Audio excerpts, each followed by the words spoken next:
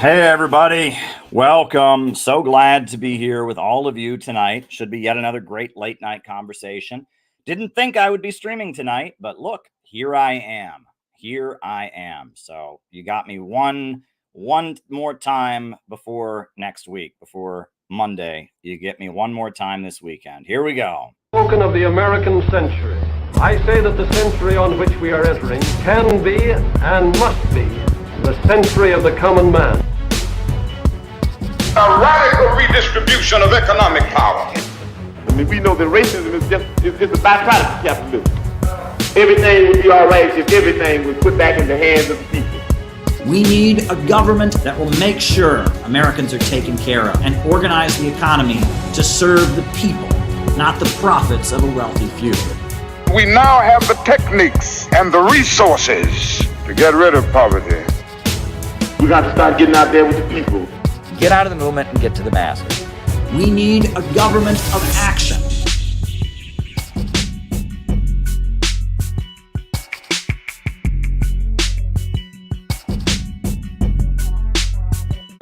Welcome, everybody. Hit the like button, hit the subscribe button, hit the notifications bell. Today is a very, very strange day in New York City. I was planning to take a nice ride on the ferry with my wife, do something romantic, but then there was a big raining thunderstorm, and so that didn't happen. But now it seems to have cleared up, and because I'm not out spending the day with my wife, I generally have been refraining from streaming on Sundays, but here I am. And we have a rather important topic to discuss tonight. But before I get to that, hit the like button, hit the subscribe button, hit the notifications bell. The way we do these streams, for those of you who may not be familiar, is first I give my opening remarks about the topic at hand. Then from there, we do the roll call, where I call you all out as I see you, names and locations. And then from there, I answer your super chat questions for the rest of the night. So if there's something that you would like us to discuss, you'd like me to talk about in the second half of the show, if you're on YouTube, you send me a super chat. If you're on Rumble, you send me a Rumble rant. And if you're on Facebook, you are shit out of luck. No, I'm just kidding. If you're on Facebook, you just have to go to Rumble or YouTube and send a super chat. There's no way to super chat questions to me on the Facebook, but you're fine. You're not shit out of luck. It's just pretty normal. So there you go. So hit the like button, hit the subscribe button, hit the notifications bell. Announcements. Join the Center for Political Innovation, cpiusa.org. We're a great organization. We can always use new members.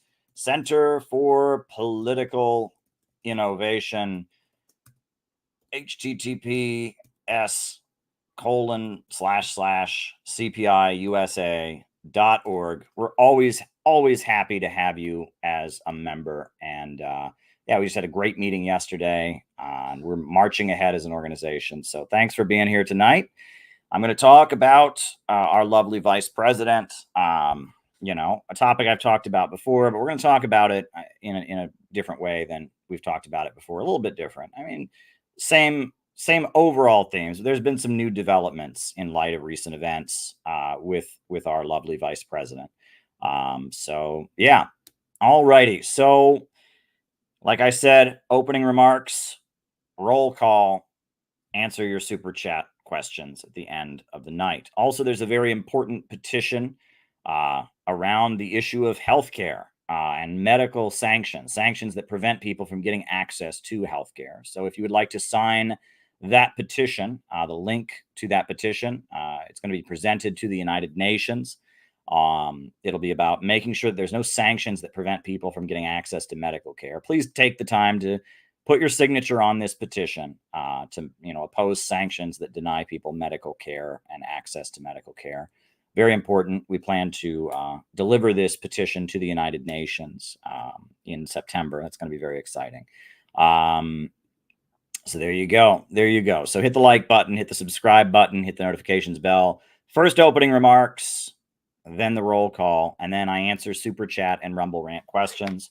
So if you got something you want me to talk about in the second half of the show, by all means, send a super chat or a Rumble rant. Folks, Kamala Harris is the vice president of the United States. And my God, can I just be wrong for once? Can I just be wrong for once? I wrote a whole book about her back in 2020. And I wrote a whole book about how dangerous Kamala Harris is, about how she was forced onto the Joe Biden presidential ticket to be Joe Biden's running mate, despite the fact Joe Biden didn't want to pick her, despite the fact that she was wildly unpopular with the American people. And I wrote a very important book, which got a lot of very good reviews. Morning Star, the communist daily newspaper in Britain, reviewed it. Newspapers in India reviewed it. I wrote a book about Kamala Harris that was pretty widely reviewed and well received. And in that book, I said that Kamala Harris represents a faction within the Democratic Party that is very much tied in with Hillary Clinton and her allies on Silicon Valley and the color revolution apparatus. And that's what I said. And that they are determined to get Kamala Harris into the presidency because they view her as someone they can control and easily manipulate. And there's a number of reasons for that. And I went into detail about that the donors who were backing Hillary Clinton and wanted her to run again in 2020, they pulled their money out from Hillary Clinton at a meeting in Long Island, and they switched to backing Kamala Harris. That Joe Biden tried his hardest not to nominate Kamala Harris, and then he was forced to nominate Kamala Harris. And I documented all of that in my book. And, my book was kind of an underground hit. It made the circles, and I have said many, many times that nobody talks about Kamala Harris. It's bizarre, even though now there are open calls for the Democrats to nominate her for president in light of Joe Biden's epically bad debate performance. There are now calls pretty widespread for the Democratic Party to make them the nominee and not Joe. No one talks about Kamala Harris's past. And it's weird because with Barack Obama, we knew everything there was to know about Barack Obama. We knew about Barack Obama's pastor. We knew about Barack Obama's mother. We knew about Barack Obama's father. We knew about Barack Obama's school. We knew about Barack Obama, everything that Barack Obama did. We knew all about it. But Kamala Harris, nobody knows anything except she's a black lady from California who has a funny laugh. No one knows anything about Kamala Harris. Well, there's plenty there. I actually know about Kamala Harris. I actually know someone, or I knew someone who knew her father. And I know a lot about Kamala Harris and where she came from and why she is so fucking dangerous. And that Kamala Harris is a sadistic narcissist. So I've been talking about this for years. Since 2020, I've been going on and on about Kamala Harris and how dangerous she is. But tonight, I am going to do something that will certainly be out of character for me. Is I am going to defend Kamala Harris a little bit.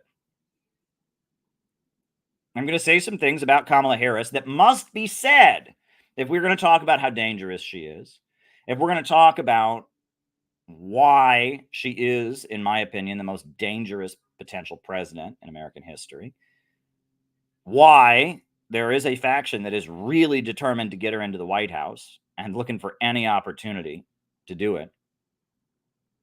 Well, I will defend Kamala Harris a little bit. So here we go. Kamala Harris is a narcissist.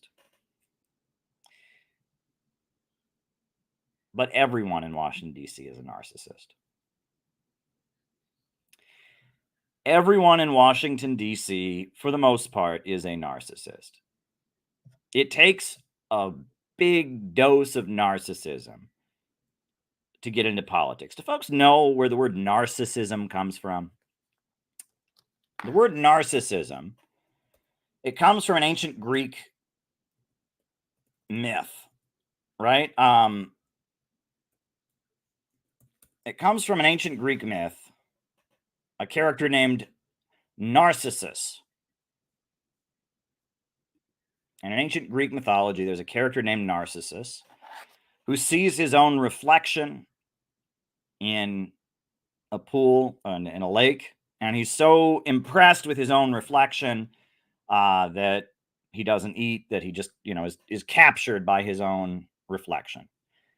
And that's what narcissism refers to. It refers to individuals that are stuck on themselves to the point of withdrawing somewhat from reality, withdrawing somewhat from being able to relate to other people, to empathize with other people.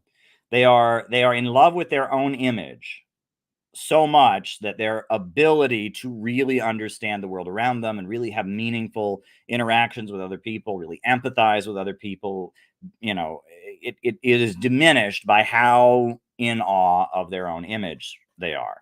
That's what the word narcissism means.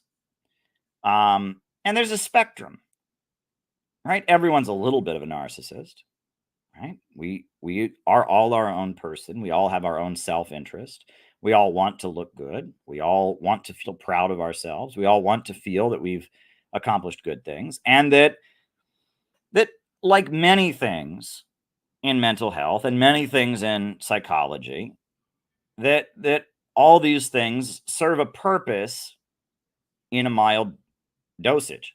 If narcissism, for example, is what often prevents people from doing very, very bad things, like a small dose of narcissism, because they think I'm above that. They want to think of themselves as being good. And so if they're presented with the opportunity to do something bad, to lie, to steal, to cheat, to stab their friend in the back, their desire to think highly of themselves and their belief that they are important is what prevents them from doing bad things. And there's a layer of truth in that. It takes a dose of narcissism to be moral. It takes a dose of narcissism to do what's right. It takes a dose of narcissism to have the confidence to stand up for what is right. And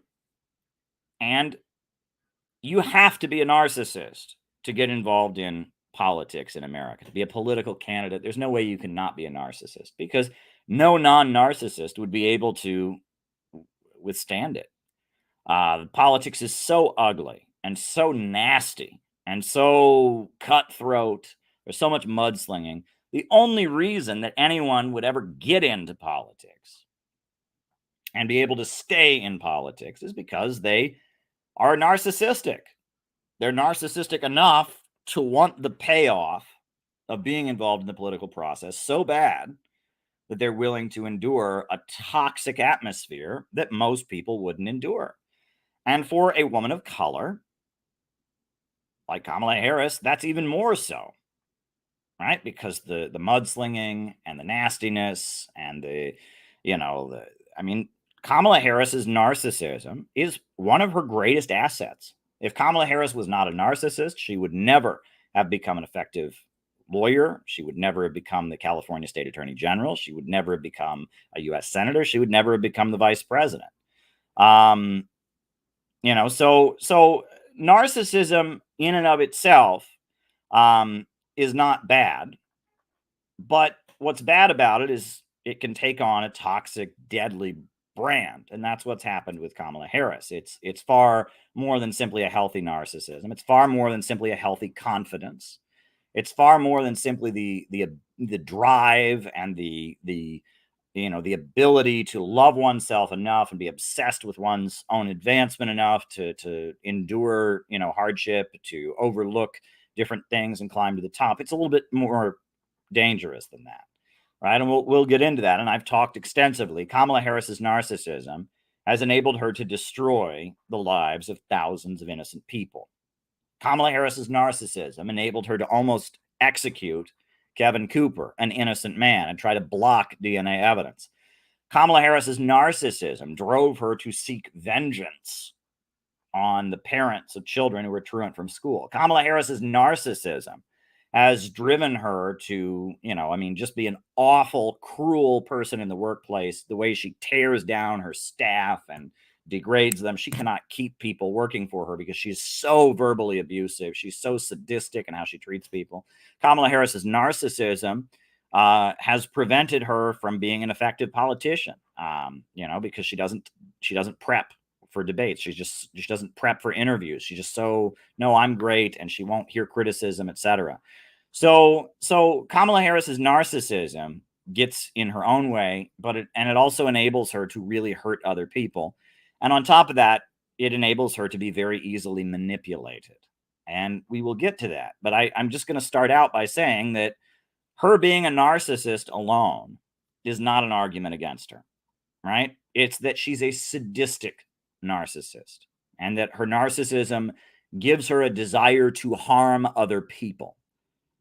And that is a huge aspect of Kamala Harris throughout her entire life. She wants to hurt other people.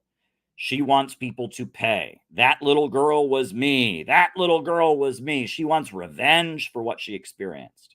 When she, you think of Narcissus, the Greek guy who's looking into the reflection pool, Kamala Harris isn't just seeing her own image in that reflection pool. She's seeing the image of 10-year-old Kamala Harris or 8-year-old Kamala Harris. And she's seeing very, very traumatic memories that have been replayed before her mind very much. Let's also be real about this. Nobody becomes a narcissist because their life is too good. Okay, and this is one thing we got to clear up. A lot of people don't understand this, and a lot of people who want to talk this way, a lot of people don't understand that narcissism is not driven by not being punished enough. Narcissism is not driven by no one ever cutting them down to size. Narcissism is not driven by life being too comfortable for them, and they're just so selfish. They've never been. No. And especially the kind of very dangerous, cruel narcissism that Kamala Harris displays. Nobody comes by that without having a lot of pain in their life, most especially in childhood. No one acts the way Kamala Harris acts, is driven in the way Kamala Harris is driven, is cruel and sadistic in the way that Kamala Harris is cruel and sadistic, is so obsessively vengeful in the way that Kamala Harris is obsessively vengeful, is so disregarding of other people and their real feelings and their real reality and their actual suffering at her own hands. Nobody gets that way without a lot of pain, without a lot of hardship in their life, without experiencing a lot of cruelty and mistreatment. And so I want to acknowledge that. Right? If Kamala Harris was not the vice president of the United States, I would feel sorry for her. Right? If Kamala Harris was not the vice president of the United States, and if I didn't have to work for her as an employee, I would just feel sorry for Kamala Harris. We could just feel sorry for her. That this is a person who is so fucked in the head and so angry and so indifferent to other people's suffering, and so cruel, and so driven by a desire for vengeance, and so traumatized by childhood memories. Kamala Harris is a seriously fucked up person. And that's something we should honestly feel sorry for her about, right? It's just the fact that her being such a damaged, fucked up person is why she's been chosen by the regime change, color revolution apparatus to be who she is. And that in and of itself points to a big problem with the American political system right now. You want people in charge in government who have a clear head, who can make clear decisions, who are not overly emotional, who are not easily manipulated. You want people who can look at the way things are and balance it out and say this is the best decision. But those are not the people who get ahead in American politics right now. The people who get ahead in American politics right now are selected specifically because they are damaged, specifically because they are easy to push, have their buttons pushed, specifically because of their insanity. right? And Kamala Harris is the walking incarnation of that. She is where she is not because people thought she was smart, not because people were impressed with her, not because people thought she knew her shit. Kamala Harris is where she is because there's some people that noticed how unstable, how emotionally fragile, how mean-spirited, how angry, how easily triggered she is, and thought, this is somebody that we can get to do what we want to do. That's why Kamala Harris is where she is. And I don't blame that on her. I blame that on our political system. In a rational, healthy society, Kamala Harris would never have become the district attorney of San Francisco. Kamala Harris would never have become the attorney general of California. Kamala Harris would have gotten the psychological help that she needed. She would have healed and been healed from her trauma to some degree or other. She would have gotten help, gotten to a better place. That is not the society we live in. We do not live in a society that finds mentally unstable people and helps them to get over their illness and heal. We have a society that looks for people's damage and looks for people's insecurity and looks for people's resentment and all of that and sees it as an opportunity, right? The main way that it's an opportunity for big drug companies, big pharma, to make money on them for the rest of their life. That's the one thing, right? That's the main way we treat mental illness. You're depressed, here's some drugs. Oh, you're anxious, here's some drugs. Oh, you're a child and you're not doing well in school, here's some drugs. Oh, you're an older person, you're feeling lonely, you feel like that your life didn't accomplish much, your family doesn't talk to you, here's some drugs. I mean, so that's the main way we deal with mental illness, is we turn it into a way to make money for pharmaceutical corporations. So there's that. But we also, have an intelligence apparatus that actively goes out of its way to seek out people that are unwell psychologically because they can become assets, right? And they can be manipulated. People that are very clear-headed and make rational decisions are not easy to control, and their behavior is not easy to predict. And the intelligence apparatus, their job is figuring out how to manipulate behavior covertly, not overtly. They're not telling people what to do. They're making things happen in a way where there's no fingerprints. That's the art of intelligence, right? The CIA's job is not to call up CNN and say, do this. The CIA's job is to make sure that CNN covers things in a way that are in the interest of the U.S. foreign policy apparatus, with CNN looking like it's just an independent TV network that just covers things, right? The job of intelligence is to make friends with the hosts at CNN, give them certain access in exchange for doing certain things, learn who has certain views, learn how to manipulate things. That's how the intelligence agencies work. It's the art of nudge. Cass Sunstein, who worked in the Obama White House, the husband of Samantha Power, he actually wrote a book called Nudge. And that in the intelligence field, someone is considered an intelligence asset when their behavior is predictable, when the intelligence operators can predict how they will react to a given situation. Not when the intelligence agencies can call them up and tell them what to do. And in fact, that shouldn't happen because there's fingerprints there. And there's not deniability. It's better. The job of the intelligence agencies is to study people in media, study people in civil society, study people in politics, study people around the world, study organizations and movements, and figure out how to get things in the world to move in the way that the intelligence apparatus wants, with as little fingerprints on it as possible. All right? If you watch the movie Wag the Dog, I don't know if you've ever seen the movie Wag the Dog, but in the movie Wag the Dog, right, there's a line about TV producers in television. And it's very true. In the world of TV production, if everything goes exactly as it's supposed to go, no one knows the producer exists. The producer gets no credit. No one even acknowledges that they exist. It just happens. The producer doesn't write the script. The producer isn't the director. The producer isn't on the air. The producer's job is just get everyone together and make sure the production happens, to produce, to make sure the production takes place.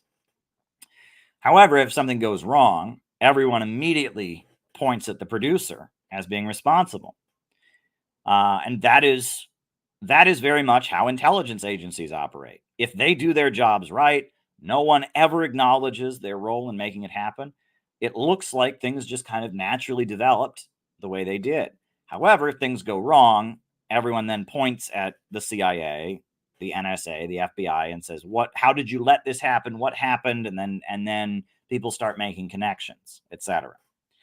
Right? And that's why covert operations and intelligence operations are very different than actual blatant warfare. In a war, you know who's shooting at you. In the intelligence world, it's not supposed to look like anyone's shooting at anybody. It's supposed to look like things are just happening. No one's shooting at you. Why are you so paranoid? Right? Like, that's how the intelligence world is supposed to work.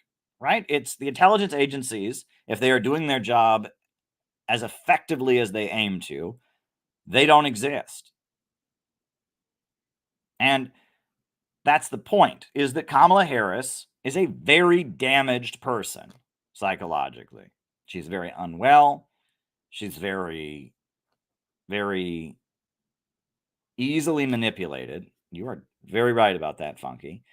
And because of that, the intelligence agencies, in particular, the wing of the intelligence agencies that is aligned with the color revolution apparatus and with Silicon Valley, the California wing of the CIA, the liberal CIA, right? Because of that, Kamala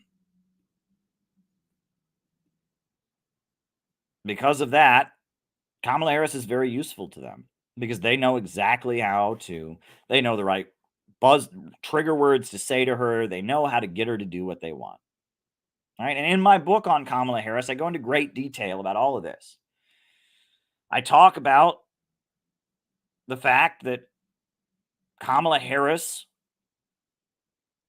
is very close to a number of figures associated with the Hillary Clinton State Department. One of the main thinkers and strategists for Hillary Clinton's State Department was Anne Marie Slaughter of New America. New America is a foundation, and the leader of it, the head of it, the academic who is the main academic voice of this think tank called New America, is Anne Marie Slaughter. And Anne Marie Slaughter made very, very clear what she believes in 2016 in an essay she wrote after Donald Trump got elected that was printed in Foreign Affairs magazine. She believes in the open international system, free markets, free trade, and the free flow of information. And she believes that the main danger in the world is populism. And she considers populism to be Xi Jinping of China. She considers populism to be Maduro of Venezuela. She considers populism to be Raul Castro, right? She is against populism, and she's for globalism, which she calls the open international system, which is free trade, big banks and corporations stretching their tentacles all across the world, and the free flow of information, which means the messaging of those gigantic corporations projected out to the world via Facebook, via Twitter, via all kinds of social media apparatus. That's what Anne Marie Slaughter believes in. And she believes that with the free flow of information, a global revolution can be created in order to destroy all the populist regimes and pave the way for the open international system. These are her words, right? If you don't believe me, go and read about Anne Marie Slaughter.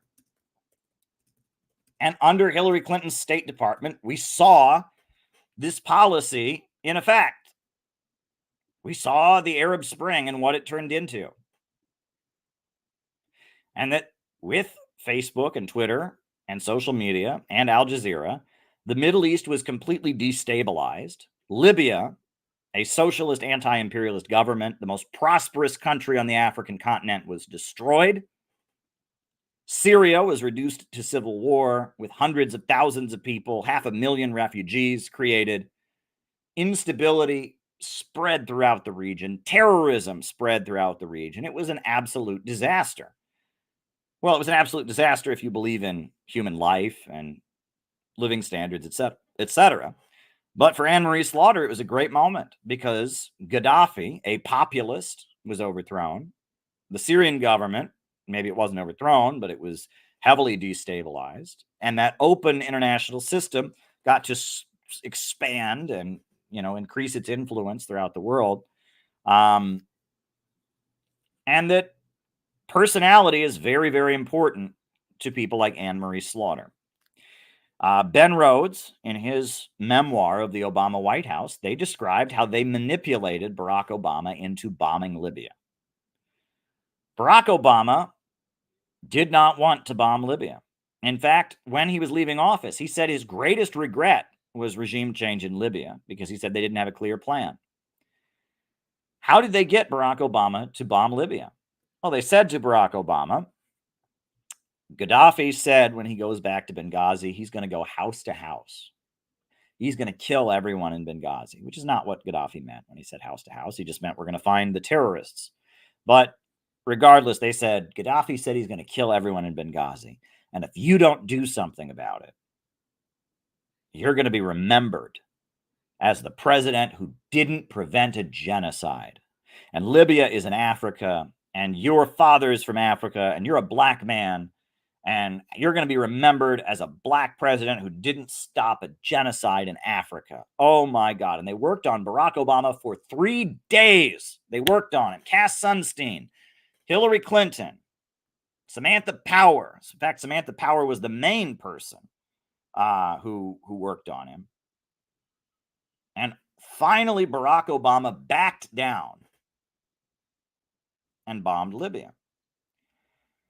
Now, why was Barack Obama convinced by this argument? Because Barack Obama is a damaged person. Because Barack Obama never met his father. And Barack Obama was very close to his mother. His mother was an academic named Ann Dunham who worked for the Ford Foundation.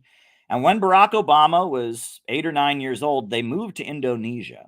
And Barack Obama, his mother married Barry Setullo, who was a leader of the Indonesian military, a high-ranking Indonesian military man. There was a CIA-led coup in Indonesia in 1965. The communist government was overthrown. The communist-aligned government was overthrown. The Indonesian military was put in to power. And after that, the military was in power. And Barry Setullo was this very brutal military officer. And the Indonesian military killed 500,000 people in the aftermath of the coup. It turned into a genocide of ethnically Chinese people. And Barack Obama was living in the household with his mother, who was married to this Indonesian military guy, who, in addition to the Indonesian military killing all kinds of people and just slaughtering ethnically Chinese people and slaughtering communists in the aftermath of the 1965 coup, Barry Setullo was a pretty violent individual. And he beat up Ann Dunham, Barack Obama's mother, and he beat up Barack Obama pretty bad. He was a violent fellow. He was pretty abusive.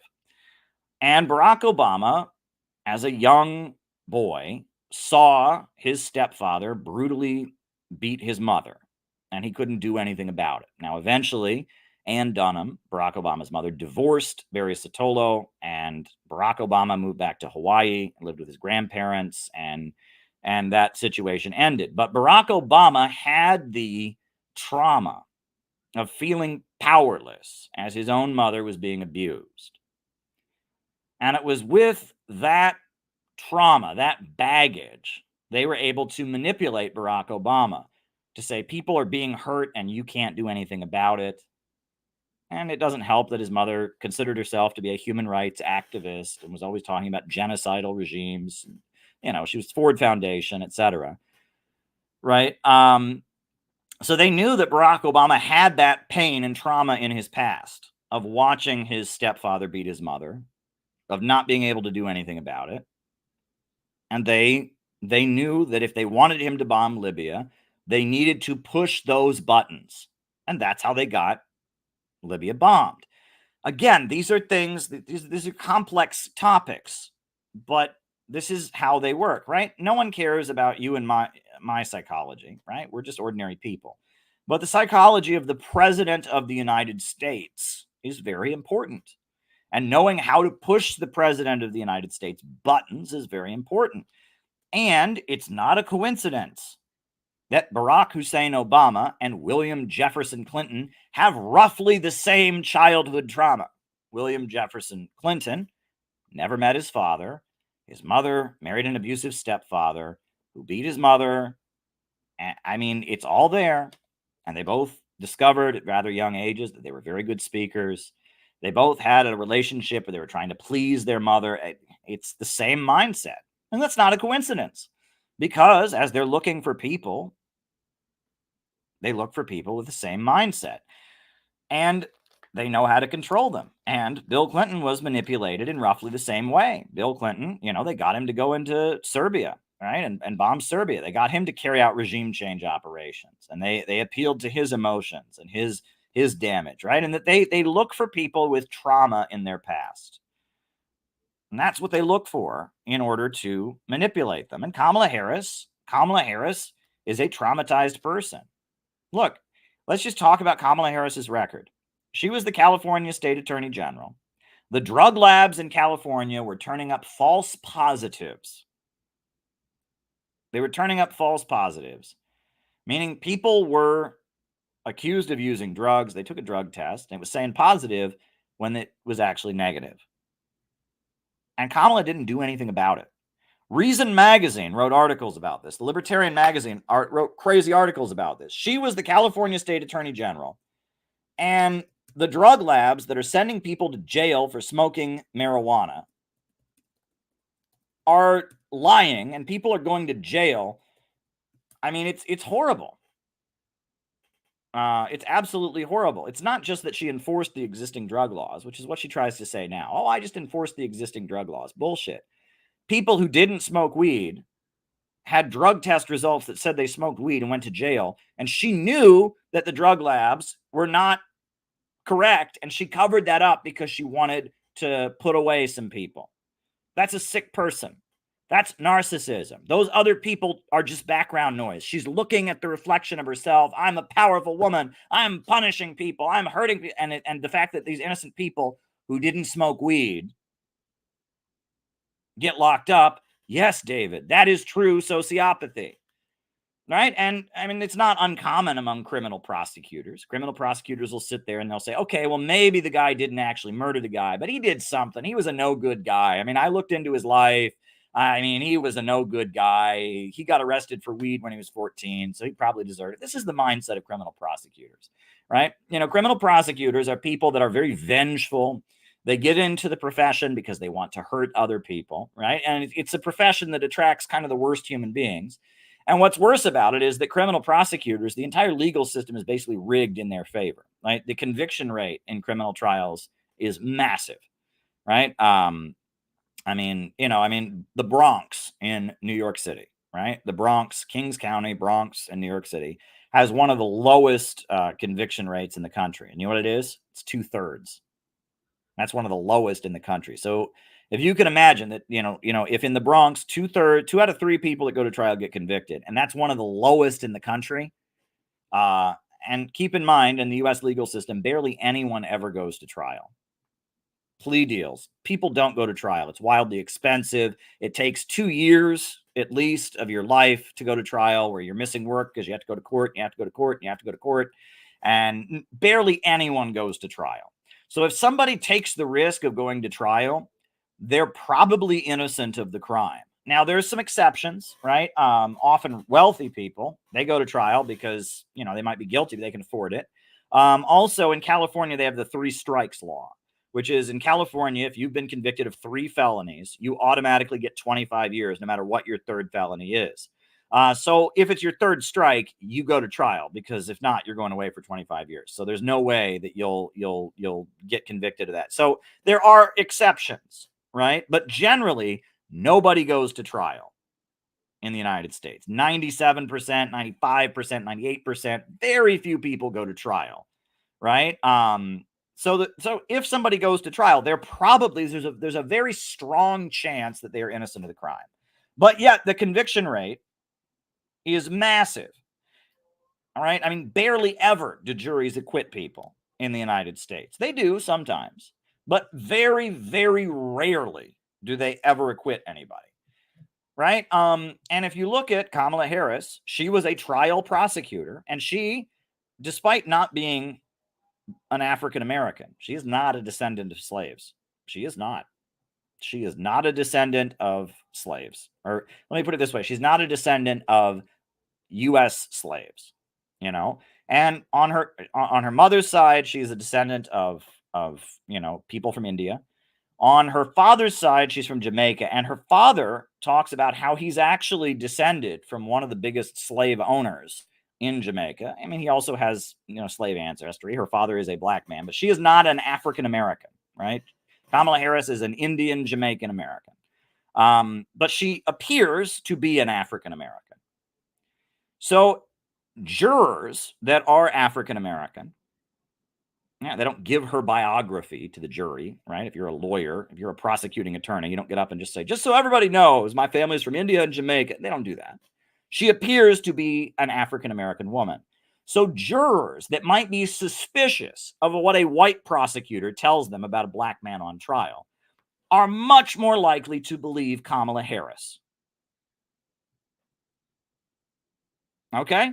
And that is why Kamala Harris rose up the ranks of being a California prosecutor. That, and that she had an affair with Willie Brown. She screwed Willie Brown.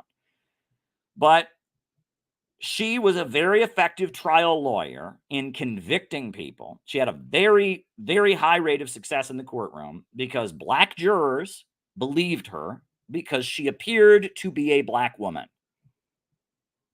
Now, keep that in mind. You want to talk about a narcissist, a sadistic person? She's lived all her life with society judging her for being a black woman, treating her as a black woman, right?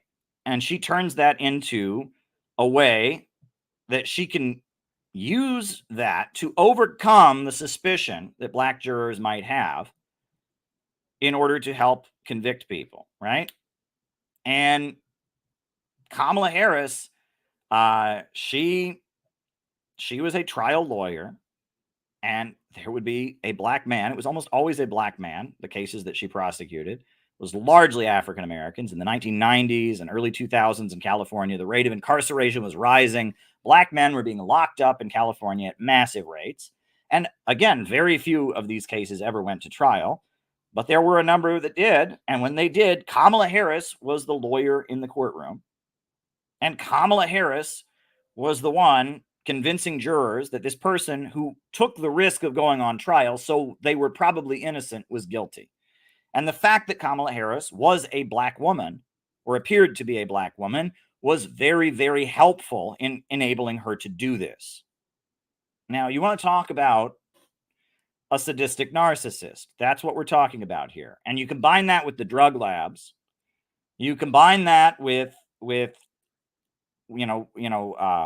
Kevin Cooper, an African-American man who was hours away from getting the death penalty. I mean, this is a dangerous narcissist. I mean, this is somebody who has no regard for other people, right? She would have happily killed Kevin Cooper if she could have gotten away with it, even though DNA evidence was eventually acquired to show that he was not guilty of the crime, right? The governor of California overruled her and got DNA evidence acquired, and they stopped the execution. And she told the New York Times she feels really bad about it. She feels really bad about it. She almost killed an innocent man, right? The fact that the drug labs were turning over false positive results. I mean, Kamala Harris is a very, very dangerous person on many, many levels. She is an extremely dangerous person. And that is why her narcissism is worth talking about, right? Look, Donald Trump's a narcissist if there ever was one, right? And the issue is not that she is a narcissist. She is one. The issue is that her narcissism manifests itself in a way where she is very predisposed to harm other people. And that has been revealed by the staffers. People have left. No one can stand working in her office. Nobody can stand working in her office. Nobody can stand working for her. She can't keep staff because she's such a cruel, angry, vindictive person. Nothing is ever Kamala Harris's fault. It's always other people's fault. She humiliates her staffers. She judges them. She just degrades them. And she won't take their advice. She won't prep for interviews. She's just a very, very traumatized, dangerous, narcissistic, cruel person. Right? And we don't know exactly why. We know she never talks about her teenage years in Quebec. She lived in Quebec. I've heard rumors about what may have happened when she was a teenager in Quebec. We know she hates her father. And that's a really big aspect of Kamala Harris, is her hatred for Donald Harris, her father. Her father denounced her during her presidential campaign. She did an interview on The Breakfast Club, which is a popular African-American radio program. And they asked her if she'd ever smoked weed. And she said she had. Many people were shocked by that answer because of the fact that she locked up so many people for smoking weed. And then on top of that, she said that half of her family is from Jamaica. What do you think? Half of my family is from Jamaica. Well, Kamala Harris's father, Donald Harris, took great exception to that. Because of the fact that that's presenting Jamaicans as pot smoking, joy seeking, not upstanding citizens. And then Donald Harris revealed in his essay, Reflections of a Jamaican Father, why that particularly bothered him, that she said half my family's from Jamaica when asked if she'd ever smoked weed. And that's because of the fact that Donald Harris, her father, lost custody of Kamala and her sister. And stereotypes about Jamaican men as not being good fathers were used by Kamala's mother to prevent him from seeing his daughters. Right? And the way Donald Harris puts it in the essay, he says that the courts viewed him as quote, a Negro from the islands who might eat his children for breakfast. And that he feels that Shmila, Kamala Harris's mother, used the fact that he was a Jamaican man and the stereotype of Jamaican men as pot smokers, as not good fathers, as whatever. That was used against him to prevent him from getting custody of his daughters. And that Kamala Harris's father is not, he's an upstanding citizen. He's not some bum who smokes weed. Kamala Harris's father was a professor of economics at Stanford University for his entire life. He was an economics advisor to the government of Michael Manley of Jamaica, right? Kamala Harris's father is a well-respected economist, is a Marxian economist. He's a leftist. And Kamala Harris's father is a quite highly respected person. But we know that after the divorce took place, Kamala Harris's mother scapegoated Kamala Harris's father for all the difficulties and hardships that the family had. Whatever went wrong in Kamala's life after that divorce was blamed on Kamala's father, Donald Harris. We know that. The Donald Harris became the scapegoat for the family. And so she harbors a huge amount of resentment against her father.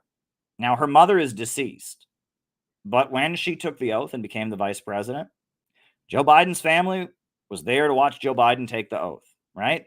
Kamala Harris's father was not there.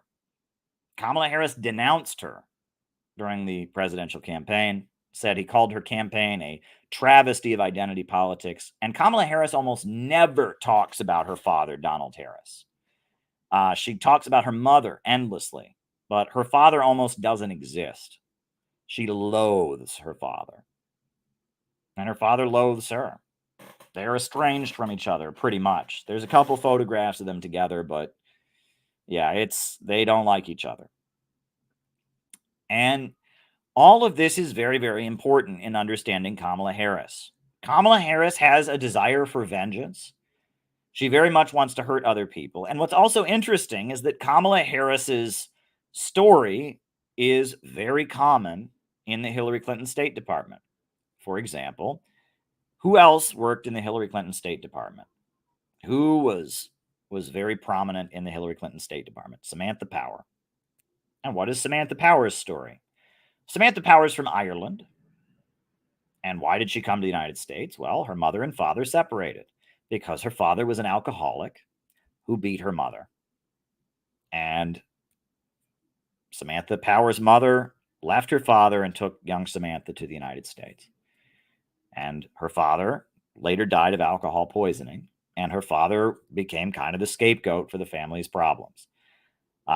Who's another person who's rising up the ranks of the Democrat Party, who is a prominent person in the Hillary Clinton wing of the Democrat Party? Amy Klobuchar. And what's Amy Klobuchar's story? Well, Amy Klobuchar, her father was an alcoholic who beat her mother. Her mother separated from her father. She was raised by her mother. She eventually forgave her father when he stopped drinking when she was in her late 20s. But she grew up hating her father, blaming her father for everything. And what did Amy Klobuchar become? A criminal prosecutor.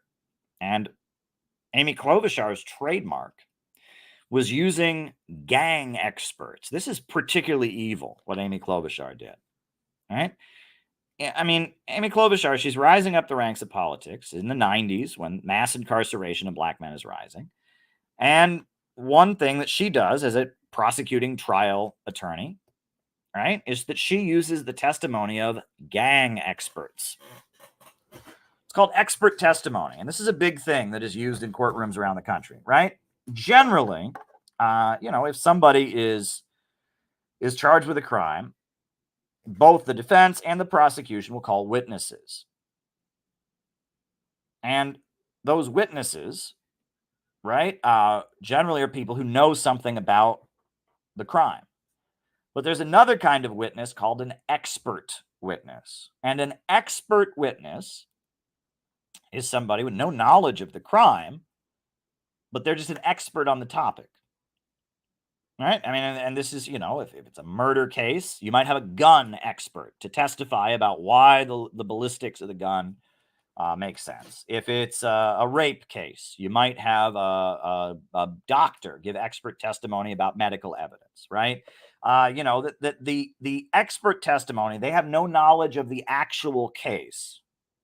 They're just giving expert testimony about the topic, helping the jurors to understand about some topic related to the case. Well, one particular type of expert testimony was gang experts. And these were guys, usually men, whose job it was to go through the criminal records and the news stories and all of that and find the most horrifying stories of atrocities committed by urban criminal organizations, right? The most evil, horrible things the Crips and the Bloods did, etc. Right? And this is the age where they talk about super predators and all of that. So these gang experts would get up in front of juries, and some black man is on trial for something, and for some reason he's pushed it to go to trial, which means there's a good chance he's innocent, because why would he risk going to trial? And he's on trial for his life, and he's accused of a crime. And so Amy Klobuchar brings some guy who's never met the defendant, is not familiar with the case at all, and she has him just get up there and tell all these horror stories about awful things that gangs have done, like killing people, robbing people, and he just scares the crap out of white jurors of all these evil, scary things that various gangs have done. And it has nothing to do with the individual in question. The individual in question who's on trial, he might not have done it. And he's not testifying about that. He's just scaring the crap out of jurors. Oh my God, in some other city and some other time, this gang did this awful thing. And the jurors are sitting there going, oh my God, what if this guy is like the guy in the testimony and we let him go and he does something like that? And the jurors would convict black men based on the testimony of these gang experts. It's an evil, dishonest technique.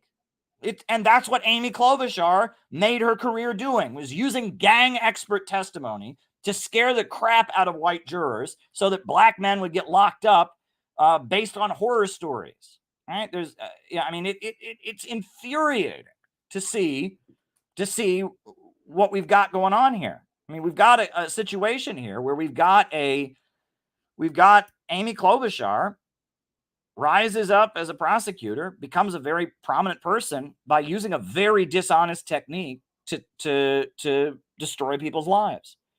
And you've got Kamala Harris, who uses the fact that she looks like a black woman to get black jurors to believe her when and convict a black man who's on trial. I mean, you've got groups of people here whose narcissism, whose resentment, who's seeing themselves as a victim, whose rage is so extreme that they are indifferent to other people's suffering. And that's why Kamala Harris is dangerous.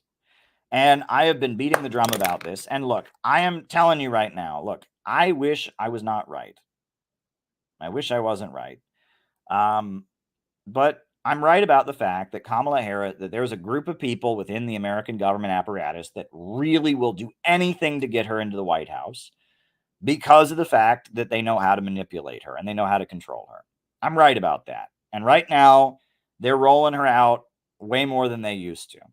They're rolling her out, and she's doing joint interviews with Joe Biden, and you've seen the ads that come up. They want Kamala Harris to be president. But I've got some good news for you, which is that Kamala Harris will lose.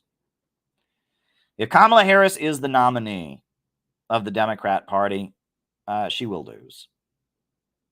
I'm just telling you, she's going to lose. The American people aren't going to vote for her because Kamala Harris is fake. Kamala Harris is plastic. Kamala Harris is not going to become president. That's a really good thing, and I'm actually very happy about it. But I am very, very confident that the chances of Kamala Harris becoming president are very slim for a number of reasons. Number one, her poll numbers are lower than Biden's are. Which, how is that possible? How is it possible to be less popular than Joe Biden? But Kamala Harris is polling at lower than Biden. Right now, the New York Times wants her to run. The Washington Post, they're all pulling out all the stops. Now is Kamala's moment. No. She's less popular than Biden is. The American people can see right through her. The other thing is that Donald Trump is running for president. And Donald Trump is also a narcissist. Okay? And honestly, Donald Trump, he's a very selfish, narcissistic person. And Donald Trump's narcissism is actually our greatest hope for avoiding World War III. And that sounds awful, but Donald Trump doesn't give a shit about following the imperialist party line. He just cares about how popular he is and how he's remembered by history. And many times during his presidency, the deep state and the neocons wanted Donald Trump to do something. And he was just like, no, I'm not going to do that, because he was more concerned with how he would be remembered than with what was actually in the interest of American imperialism. So Donald Trump is obsessed with himself. He is a very, very selfish person. And he's also, in his narcissism, he's very calculating. And so Donald Trump, he's not going to be the guy to start World War III, because that would be on his reputation. He'd be remembered as the guy who started World War III. He doesn't want that. Right? And so anyway, Donald Trump, I am convinced, is only running for president right now because there has been some kind of arrangement to allow him to do so. I am confident of this because Donald Trump, we all know that if Donald Trump loses this presidential election, he spends the rest of his life in prison. He dies in prison if he loses this election. And as much as I think Donald Trump is very confident and is very much a risk-oriented kind of person, he wouldn't be taking that risk unless he was very, very confident he was going to win. The only reason that Donald Trump is running right now is because he knows he's not going to spend the rest of his life in prison, which means that I suspect an arrangement has been made that Donald Trump can win on certain terms. And I think Israel probably has a lot to do with those certain terms, but we shall see. But I am convinced Donald Trump is going to win the upcoming election by a landslide because Biden is so unpopular, because the Democrats don't even know what to do. And on top of that, that Donald Trump would not be running if there was any risk of him losing, because Donald Trump, as prideful as Donald Trump might be, I don't think Donald Trump would risk dying in prison over an election. And that's what Donald Trump is saying. He's like, oh, I wish I didn't have to run and I'm risking everything, blah, blah, blah. No, he's not. No, I mean, as much as, forgive me if you're a Trump fan, but no, Donald Trump is not really risking everything because he wouldn't do that. All right. Donald Trump is not going to risk dying in prison because he just loves his country so much. No. Donald Trump knows he's going to win. So Kamala Harris won't be president. I am confident that there is no way she will be president because she's plastic. She represents plastic politics, completely plastic politics. People can see the mean-spiritedness and the vengefulness. People can see right through it. And Donald Trump is, he's plastic in his own way, but he appears more authentic to people because Donald Trump is very much, he incarnates kind of that American spirit. That even though his father was a millionaire and all of that, people see Donald Trump as, to some degree or other, being a self-made man. You can argue about how true that is, but that's how people see him. People see Donald Trump as somebody who's at odds with the establishment, and yeah, Donald Trump is going to win in a landslide, and Kamala Harris, if they nominate her, has no chance in hell. So I will say, though, that why am I the only person talking about Kamala Harris and who she really is? Right? It's not that hard to find out who Donald Harris was. It's nothing that I'm saying here is like secret classified stuff that only I have access to. Right? Kamala Harris and who she is and the trauma and damage that drives her to be a sadistic narcissist is very easily accessible. The videos of her talking about locking up parents, the T-shirts with 10-year-old Kamala Harris on them, the fact that the essay her father wrote denouncing her, and all of that is right out there in the public. Why does nobody talk about this? Because that shows how controlled our media is. That's why. That's why I had to be the guy to write the book about it. Nothing that I'm saying is not documented and is not public. I don't have some secret dossier on Kamala Harris. Her father, look, all of the things, you go fact check it yourself. Her father was Donald Harris. Her father denounced her during the 2016 presidential campaign. Her father wrote an essay, Reflections of a Jamaican Father, talking about how he lost custody of her and his sadness about not being able to be her father, right? Kamala Harris knew the drug labs were giving false positives and still had people go to jail for smoking weed. Kamala Harris joked about locking up the parents of children who were truant from school. Kamala Harris, she tried to execute Kevin Cooper. She tried to block DNA evidence from being used, and looked at when Kevin Cooper was hours away from execution. These are all facts. These are facts. Kamala Harris's staff members quit in big numbers. Oh, Kamala Harris was Willie Brown's mistress for years. Willie Brown, the San Francisco politician who was associated with prostitution and organized crime and rose up the ranks of California politics, she was his mistress for many years, right? And was seen publicly with him everywhere. Everyone knew, all the tabloids talked about Kamala Harris, Willie Brown's mistress, right? And Willie Brown, his whole career started out because he was the lawyer representing pimps and prostitutes. And he had a special arrangement with judges and others that if you were a pimp or a prostitute and you got arrested in San Francisco, as long as Willie Brown was your attorney, you got acquitted. And Kamala, as he was rising up the ranks of San Francisco politics, Willie Brown eventually became mayor of San Francisco. Kamala Harris was his mistress, right? And she would go to all the parties with him and all the clubs with him. And she was, he was married, but she was the other woman, and everyone knew about it. These are facts, right? I didn't make any of this up. None of this is like secret information anyone gave to me. These are all facts. Kamala Harris lived in Quebec for her teenage years. She went to high school in Quebec and Canada and never talks about it. Fact, right? I'm not telling you all anything, that wasn't said by Tulsi Gabbard on the debate stage. I mean, Kamala Harris has a screw loose. Okay? Kamala Harris has a screw loose. And if she wasn't running for president, if she wasn't potentially the president of the United States, I would feel sorry for her. I would say this is a person who needs help. This is a person I would never want to be her employee because of how she treats her staffers and how she browbeats them and how, nothing's ever her fault and she never takes any responsibility and she verbally abuses people and stuff. I'd never want to work for her.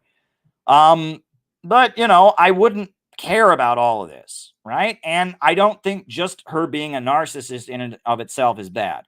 Donald Trump is a narcissist if there ever was one, but his narcissism is like our best hope at this point. And I think basically everyone on Capitol Hill is a narcissist, right? You don't become an American politician without being a narcissist. And honestly, I will say this. There needs to be a healthier level of narcissism. I meet so many young people nowadays who just have no confidence. They don't believe they can ever accomplish anything. Those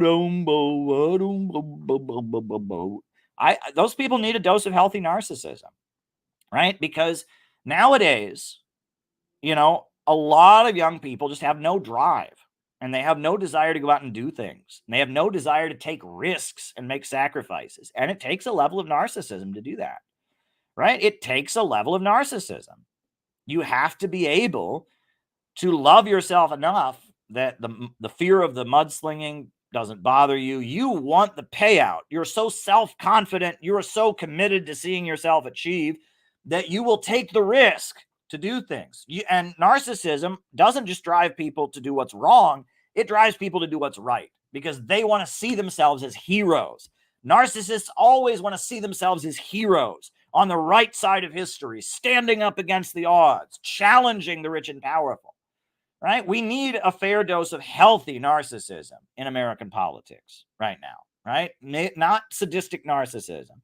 But Kamala Harris's narcissism is based on a sense of seeing herself as weak. Kamala Harris is the vice president of the United States. She's one of the most successful women in American politics.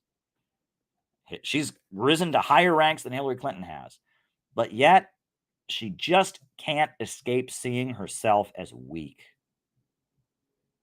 Those t-shirts with "that little girl was me" on them. The rage, the way she pours it out on her staffers. Kamala Harris sees herself as a weak child being victimized. That's what drives her to act the way she does. She wouldn't feel a need to harm other people. She wouldn't feel a need to denigrate and tear down her staffers the way she does. She wouldn't feel a need to try and execute an innocent black man. She wouldn't feel a need to do any of this stuff if she didn't, when it was really deep down, see herself as weak. And that is a really dangerous place to be, right? That sick, damaged, spiteful, hurt place of seeing yourself as a victim, as someone the world's been unfair to, and you just want to make them pay. That is the worst place to be. And that's proof, by the way, that Kamala Harris is a really, really damaged person. Kamala Harris is the vice president of the fucking United States. Okay? If anyone has achieved anything in life, it's Kamala Harris, right? She is the vice president of the United States. She was in the U.S. Senate, right? She was, she's doing great. She's fine. But we all know that deep down, Kamala Harris sees herself as a child who was abused. She sees herself as a victim. She sees herself as someone the world has just been unfair to. She sees herself as somebody who's just hurting and no one cares about and no one understands. If you can be vice president of the United States and still be having a 24/7 pity party in your head the way she does, that's a very damaged person. It's a very, very damaged person. And that's what Kamala Harris is. I mean, how is this possible? Kamala Harris, if I was Kamala, I would not run for president. I would say, hey, Joe, you're on your own and go retire and live on the beach for the rest of my life. Kamala Harris, look at her. She's the first black woman vice president. She's the first woman vice president, right? Kamala Harris, she doesn't have to be president. She doesn't need to be president. Kamala Harris, I mean, Kamala Harris is like one of the most, she is probably the most successful woman in America right now. But she's so fucking damaged in her mind. She sees herself as 10-year-old Kamala, and that little girl was her, and no one understands, and she's going to make them pay, and she's going to punish people, and everyone's going to see that. I mean, it's really sad, right? There's a rock and roll band from the 1960s called Paul Revere and the Raiders. Have you ever heard of Paul Revere and the Raiders? Well, they have a song about drug addiction. You know, it's weird because during the 1960s, rock and roll bands generally promoted, drug use. But Paul Revere and the Raiders, they had an anti-drug song, and it was called Kicks. Maybe I'll find a cover version of it I can play on here. But in the song Kicks, it's about, drug addiction, right? And the chorus, it's like, kicks just keep getting harder to find, and all those kicks ain't bringing you peace of mind. And when you find out it's too late, girl, you better get straight. Well, there's a line in that song, right? No matter what you do, you'll never get away from you. And that's Kamala Harris. She can be vice president of the fucking United States, and she's still walking around trauma-brained going, that little girl was me. I mean, it's sad, right? She can't escape who she is. She has a narcissistic, victim complex, sadistic drive for revenge. I mean, can you imagine being the first black woman to be vice president of the United States, right? I mean, she's in a great spot. Right? I mean, she's set. And yet she's just so fucking traumatized by everything she's been through. And she still walks around like she's in danger. She still walks around with a huge amount of insecurity and a huge need to prove herself, a huge rage. It's so sad. It's very, very sad. And that's why she's where she is, because they found out that they can manipulate her. And that's why she should never be president. I'll just tell you, Kamala Harris should never be president of the United States. But she won't be. She won't be. Donald Trump is going to just destroy her. And I mean, I don't even doubt it for a minute, right? Kamala Harris is fake in so many ways. I will say there's a woman who's going to be very disappointed if Kamala Harris doesn't win because she's made a career for herself as a Kamala Harris impersonator. And she does a great job. I like this woman a lot. She's got a YouTube channel, and she just nails Kamala Harris like you wouldn't believe. Everybody. Voila, So, y'all. all right, and when the camera goes on, and make sure you get really close. Okay, I don't think this is close enough. Bay Area.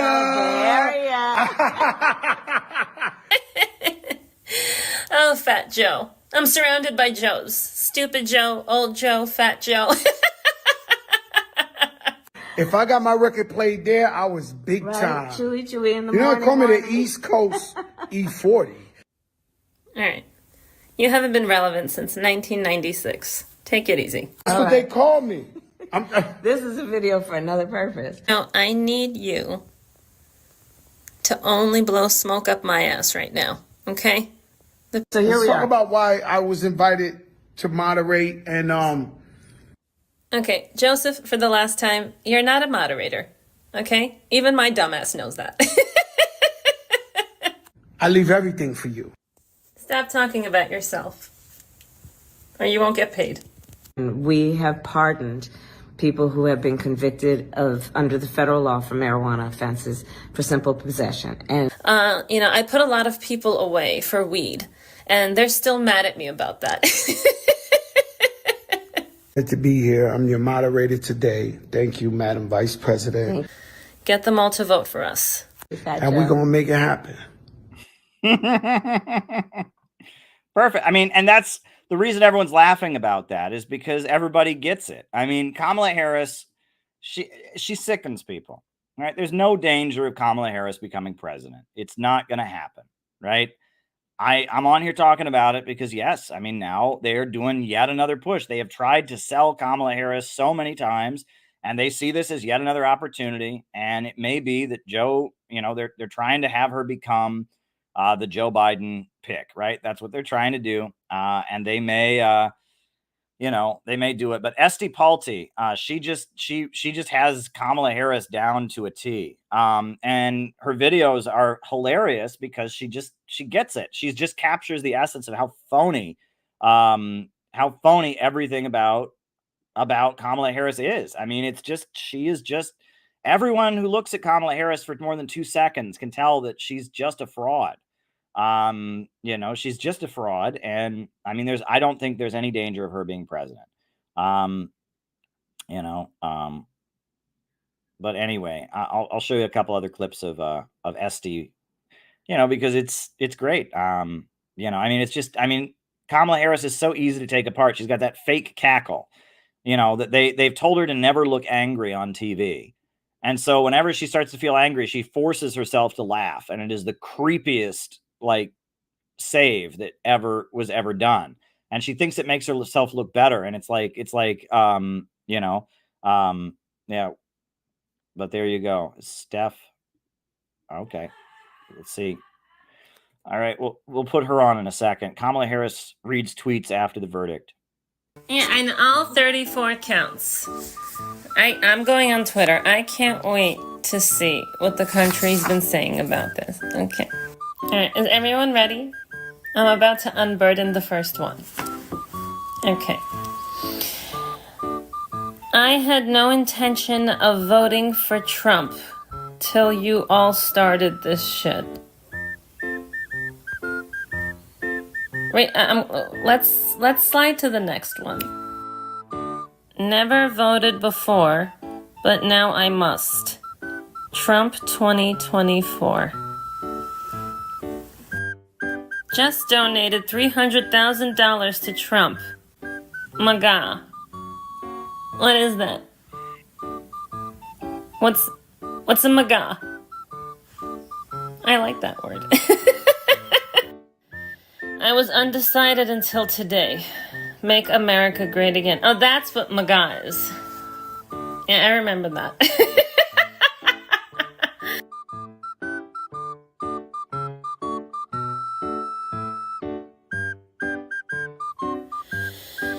Based on these tweets, I say you pissed America off, Barack.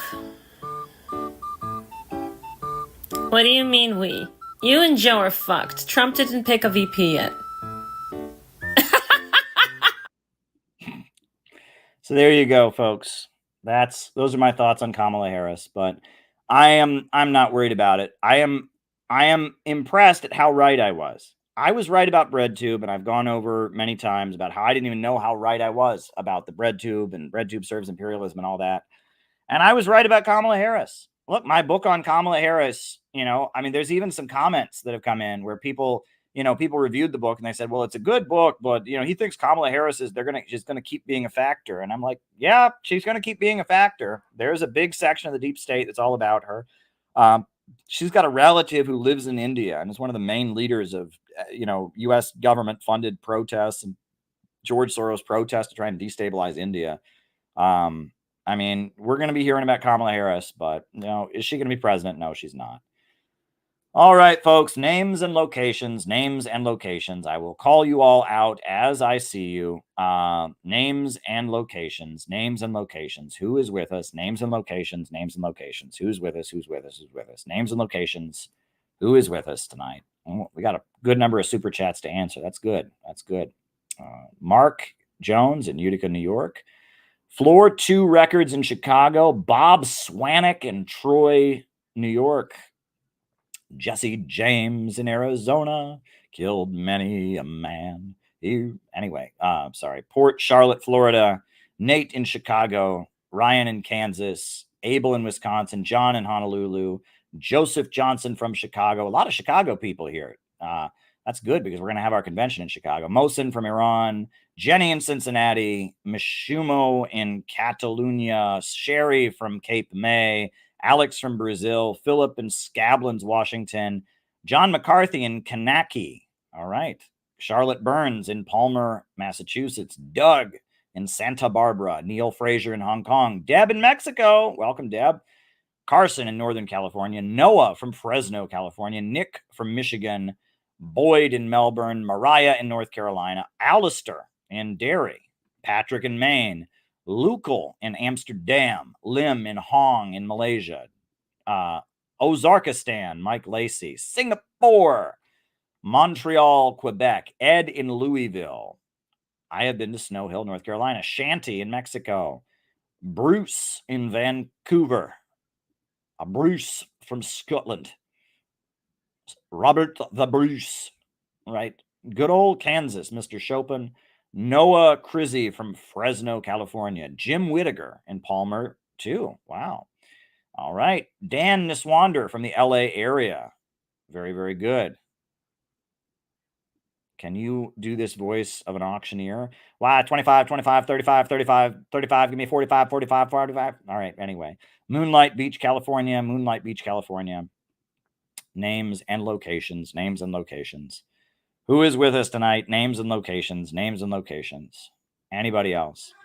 Make sure you hit the like button, hit the subscribe button, hit the notifications bell, right? Hit the notifications bell. Yeah. Go ahead, hit the notifications bell. Hey, I'm here to answer your super chat questions. If you've got, I'm glad you've read most of my books. But there you go. If you've got a super chat question, by all means, send it my way. And I'm just going to start answering people's questions as they come in. We may play some music at some point because I like doing that. Let me see if I can find a cover since I referenced it. Paul Revere and the Raiders Kicks cover, right? Not Pumped Up Kicks. My God. All right. Kicks just keep getting harder to find. Cover. All right. Because we can't play the Paul Revere and the Raiders version or else it'll hit our stream. Let's see if there's a cover of Kicks by Paul Revere, right? Okay. I'm just going to find a version that, that we can get away with playing on here. But maybe I'll answer some super chats first. If you got more super chats, by all means, send them my way. But yeah. All right.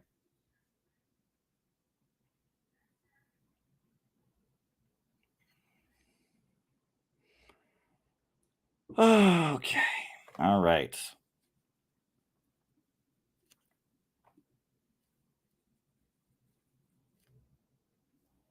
Okay. All right. So we'll start answering people's questions. If you've got more questions, I'll answer them. All right. Kamala Harris propped up the slave labor system in California penal system by refusing to release inmates who had their sentences commuted or shortened. You are correct, Joe. And that is particularly awful. Her office actually argued against the early release of prisoners based on we need their cheap labor. I mean, you can think of a reason, if you're trying to argue that someone needs to stay in prison, one thing that you don't say is, oh, well, we need to make money off their labor power. Their cheap labor power saves us money. That is such a messed up reason. The fact that anyone would even think that that's a reason that you should argue for someone to remain in jail. Oh, we need their slave labor. That should never be a factor, right? Oh, they might be dangerous. Oh, they haven't, reformed for the crime, etc. Or they don't have a good behavior record, but, oh, we need their cheap labor. What kind of sick person thinks that is an argument for keeping somebody in jail, right? Oh, well, this person's life, could be saving us money if we work them as a slave laborer. And that is the argument that her office used when trying to prevent the early release of prisoners. They would actually openly argue, we need their cheap labor. It saves us money to keep them locked up. I mean, I cannot think of how does that even cross someone's mind? That is like a blatant disregard of other people's humanity, right? I mean, you have to be at that point saying, it's like someone who would make that argument doesn't think other human beings exist. Kamala Harris is very mentally pliable. Absolutely she is. She is very, very easily manipulated. They know the right words. They know how to show her people to get her angry. And that's my point, right?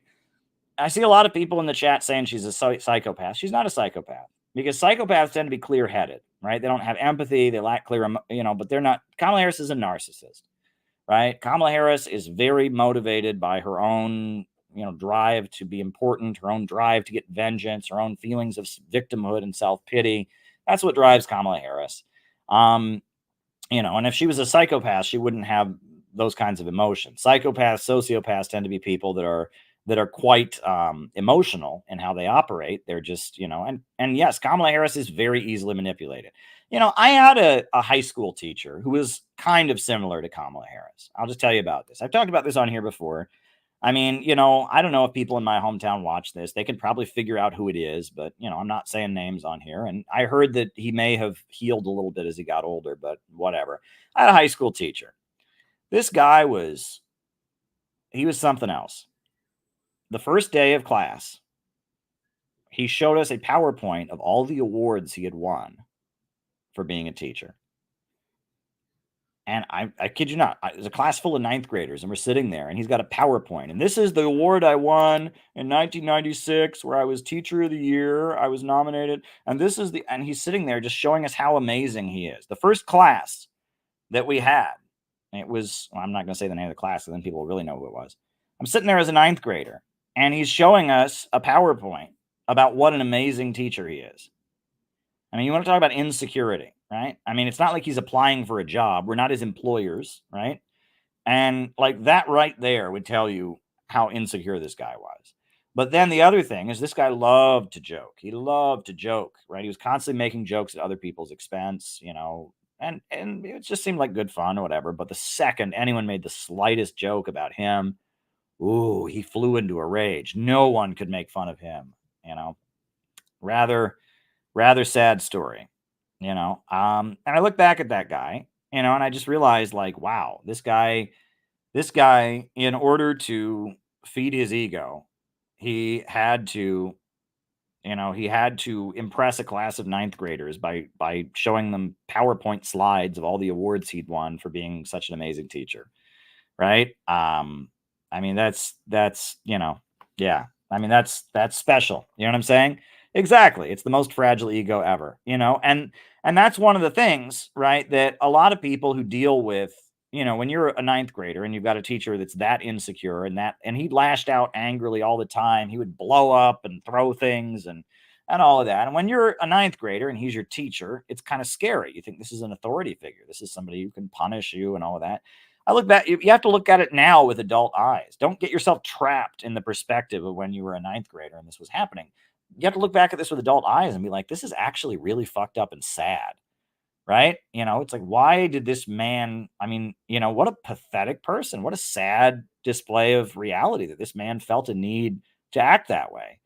I mean, and that's important, right? Is because you tend to like freeze in the moment. When you're in ninth grade, you can't see it that way because this is an authority figure. This is somebody who, and he did. I mean, I think if I remember correctly, this is classic. This shows you what an awful person he was. But there was a student he gave a detention to. And like later that day, the student was complaining to somebody else about how they got in a detention.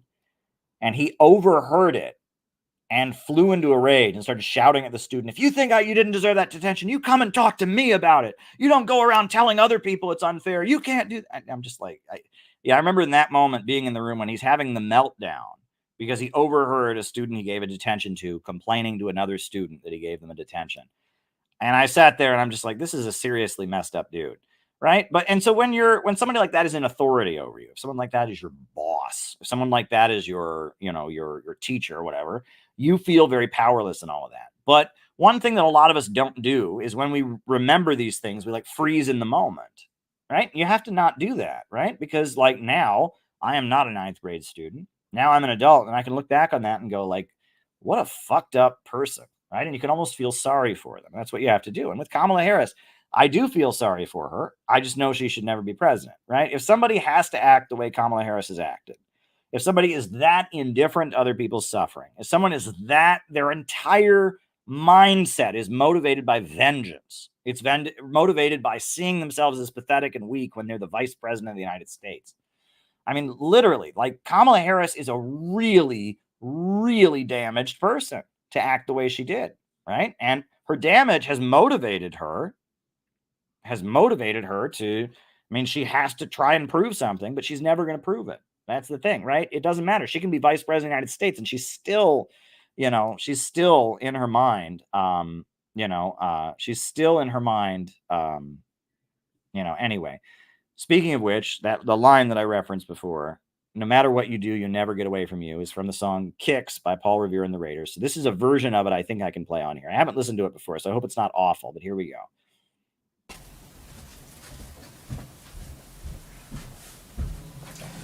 Rock and roll, this song got to number 4 in May 1966 in the US. Rock and roll.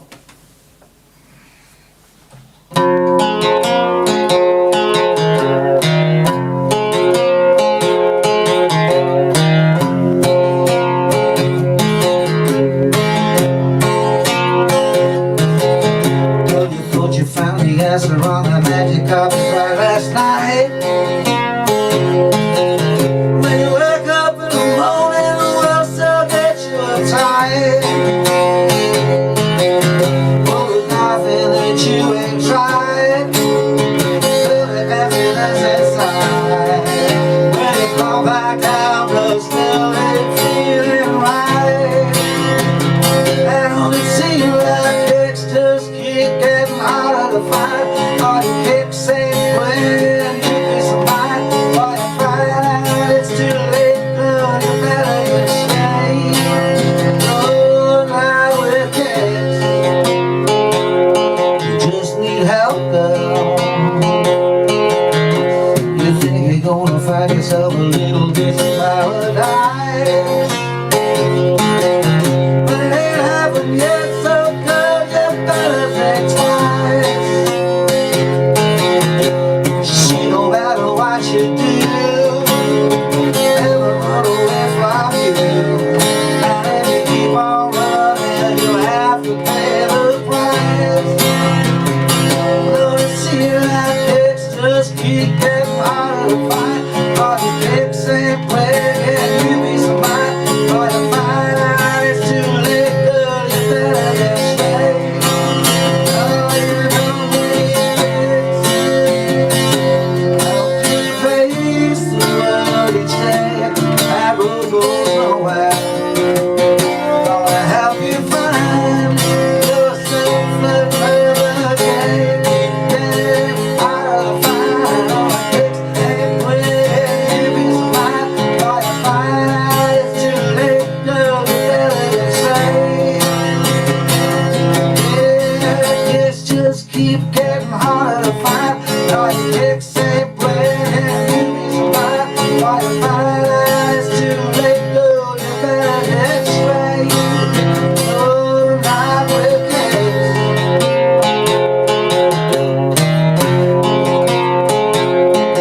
You need help, girl.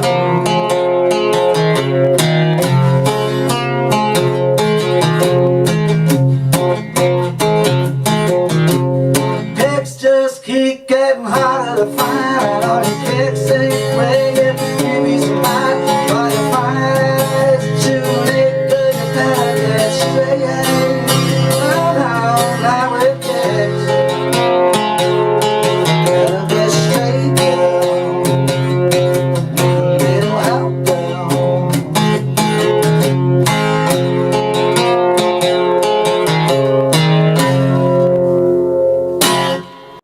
Well, there you go. That was a very good version of that song. I was worried that it wouldn't be a good version of the song, but there you go. That was Paul Revere and the Raiders' classic Kicks, performed by some dude called Walrus Was Danny. So there you go. Chairman Yeshitela gave a talk about Kamala Harris last election cycle. Well, that is very interesting. Let's pull that up since you super chatted, John. We will pull up Chairman Yeshitela's talk on Kamala Harris. Okay.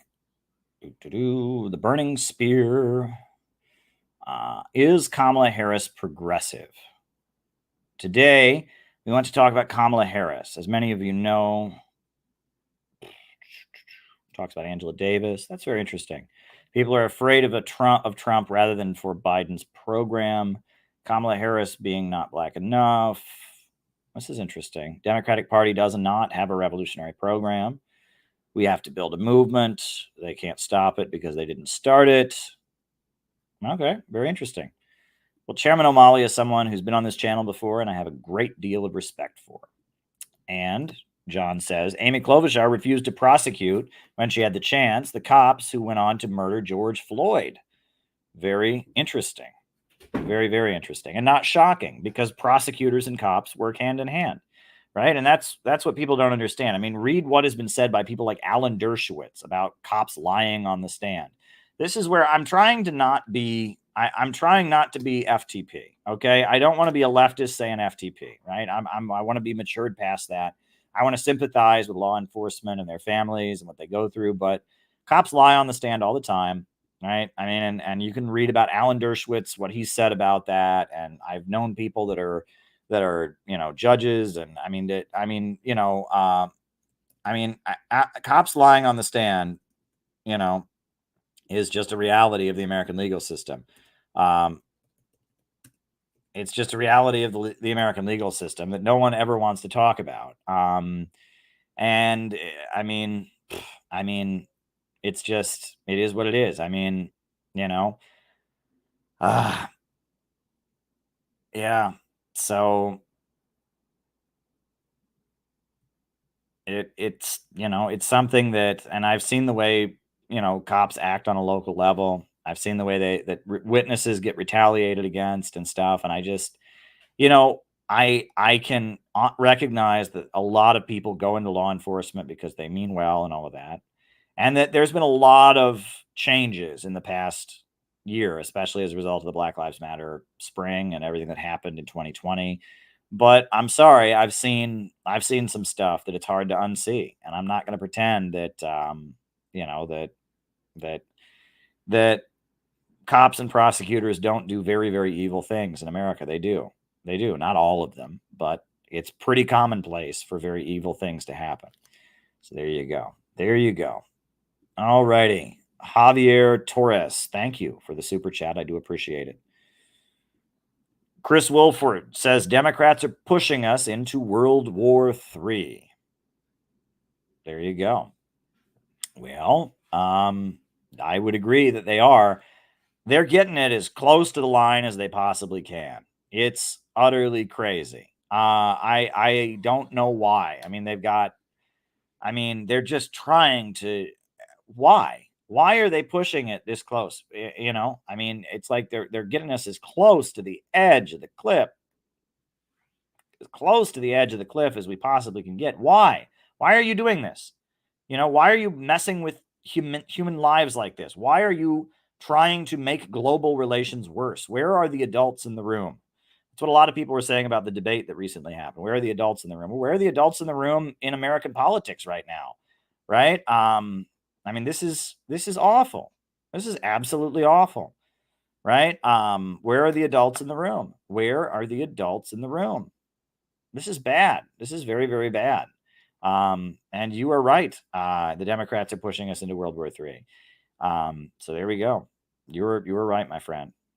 All right. Did you see Scott Ritter tweeted at Tulsi challenging her to join his campaign for nuclear disarmament? I did see that, but because you sent a super chat, John, I will read his tweet. It's kind of a long tweet. I believe I retweeted it myself, but it's kind of a long tweet, so I will read it. Some interesting super chats tonight. He says, my point is this. Let's stop talking and start doing. I know arms control. You know DC politics. Let's build a team and come up with a plan to mainstream meaningful arms control in American political discourse. Who knows? Maybe the Russians will start taking us seriously. If we had such a plan, maybe we could prevent a nuclear war. Left to their own devices, the current policymakers on both sides of the aisle are walking us straight into the abyss of a nuclear Armageddon. I, for one, would like to prevent it. DM me anytime to discuss further. So there we go. So yeah. I've had a lot of people, by the way, messaging me about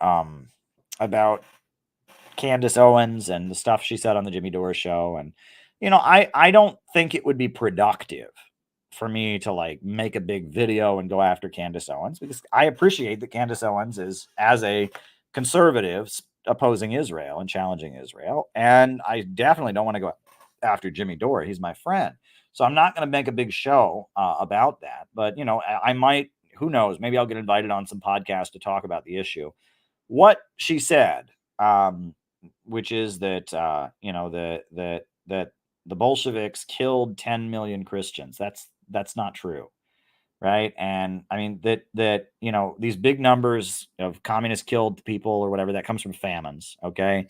And the idea that the Bolsheviks, no one has ever even accused the Soviet Union of rounding up 10 million people on the basis of their religion and exterminating them. That didn't happen.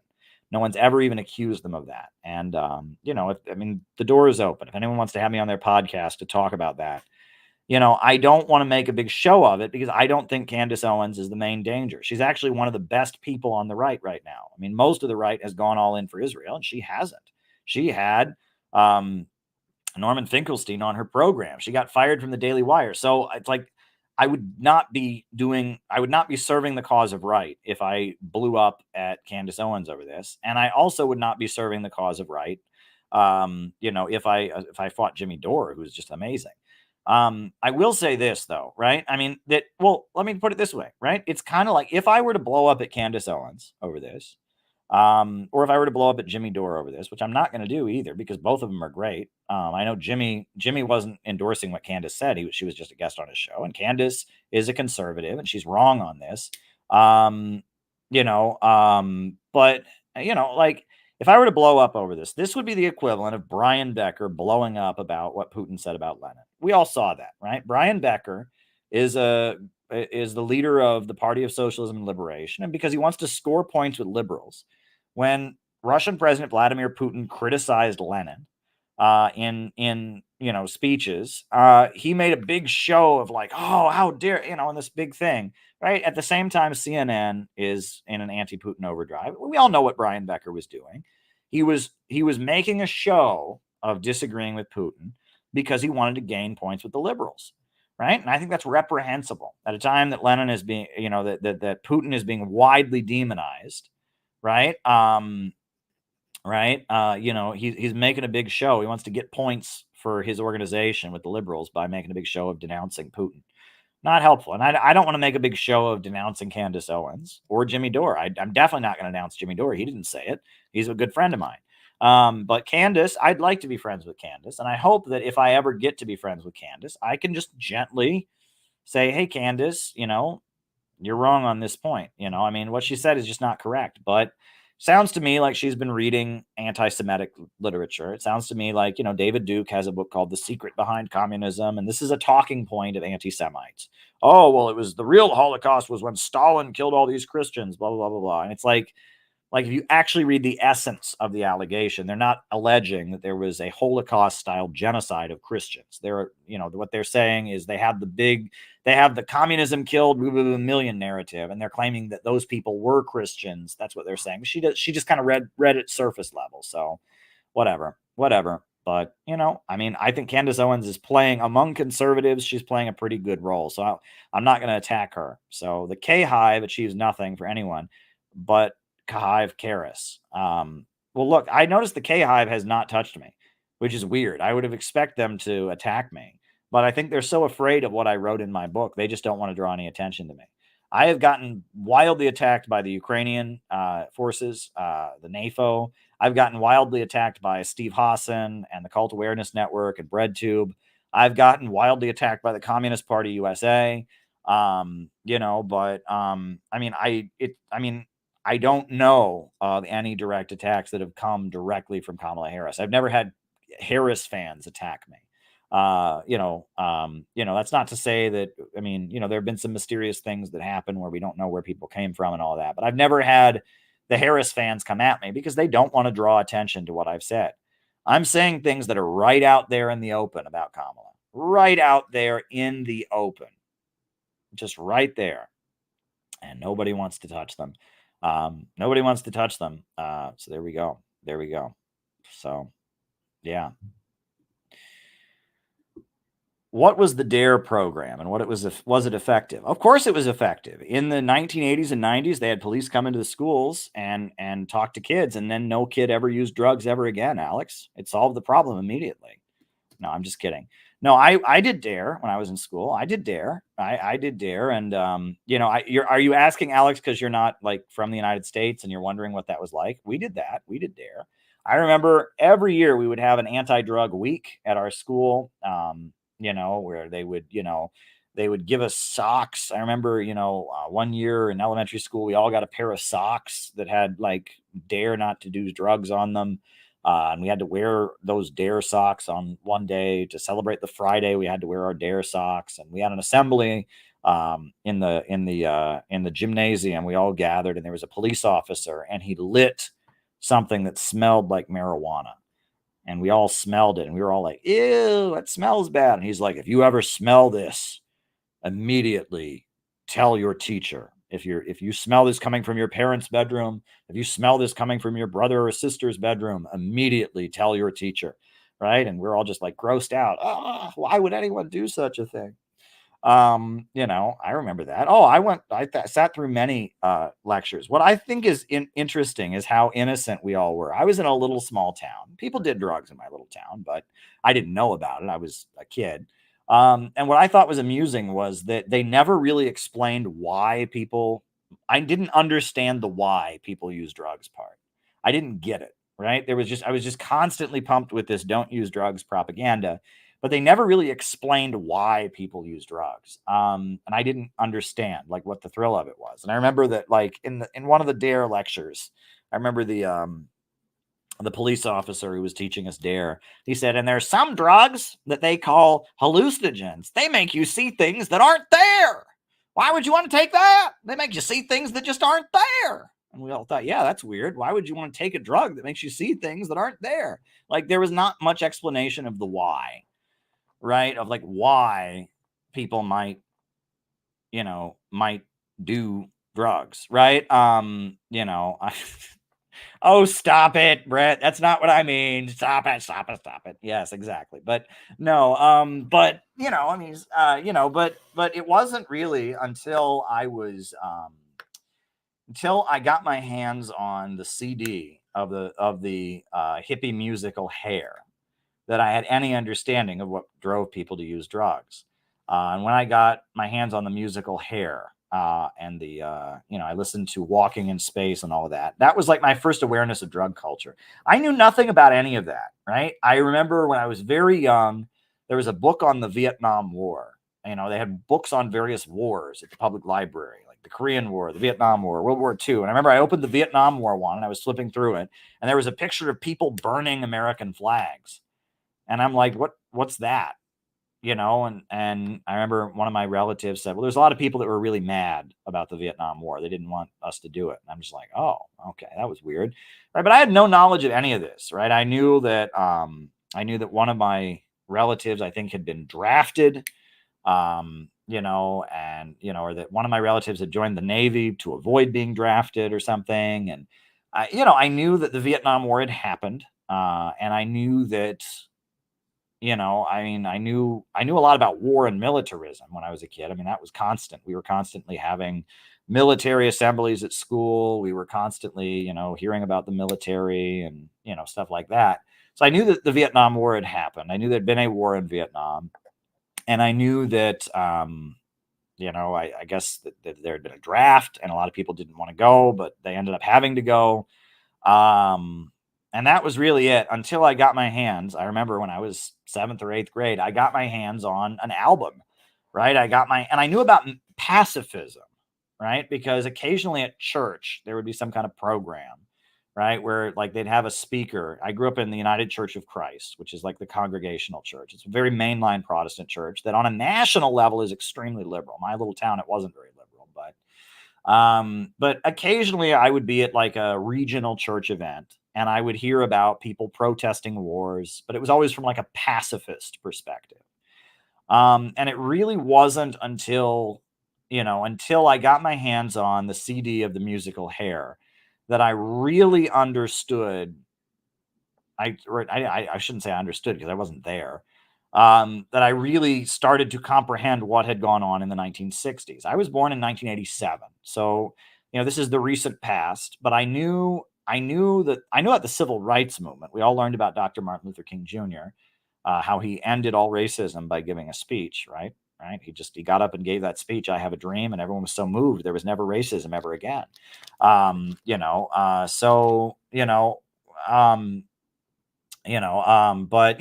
we knew about the civil rights movement, but it was presented in a very, very simplistic way.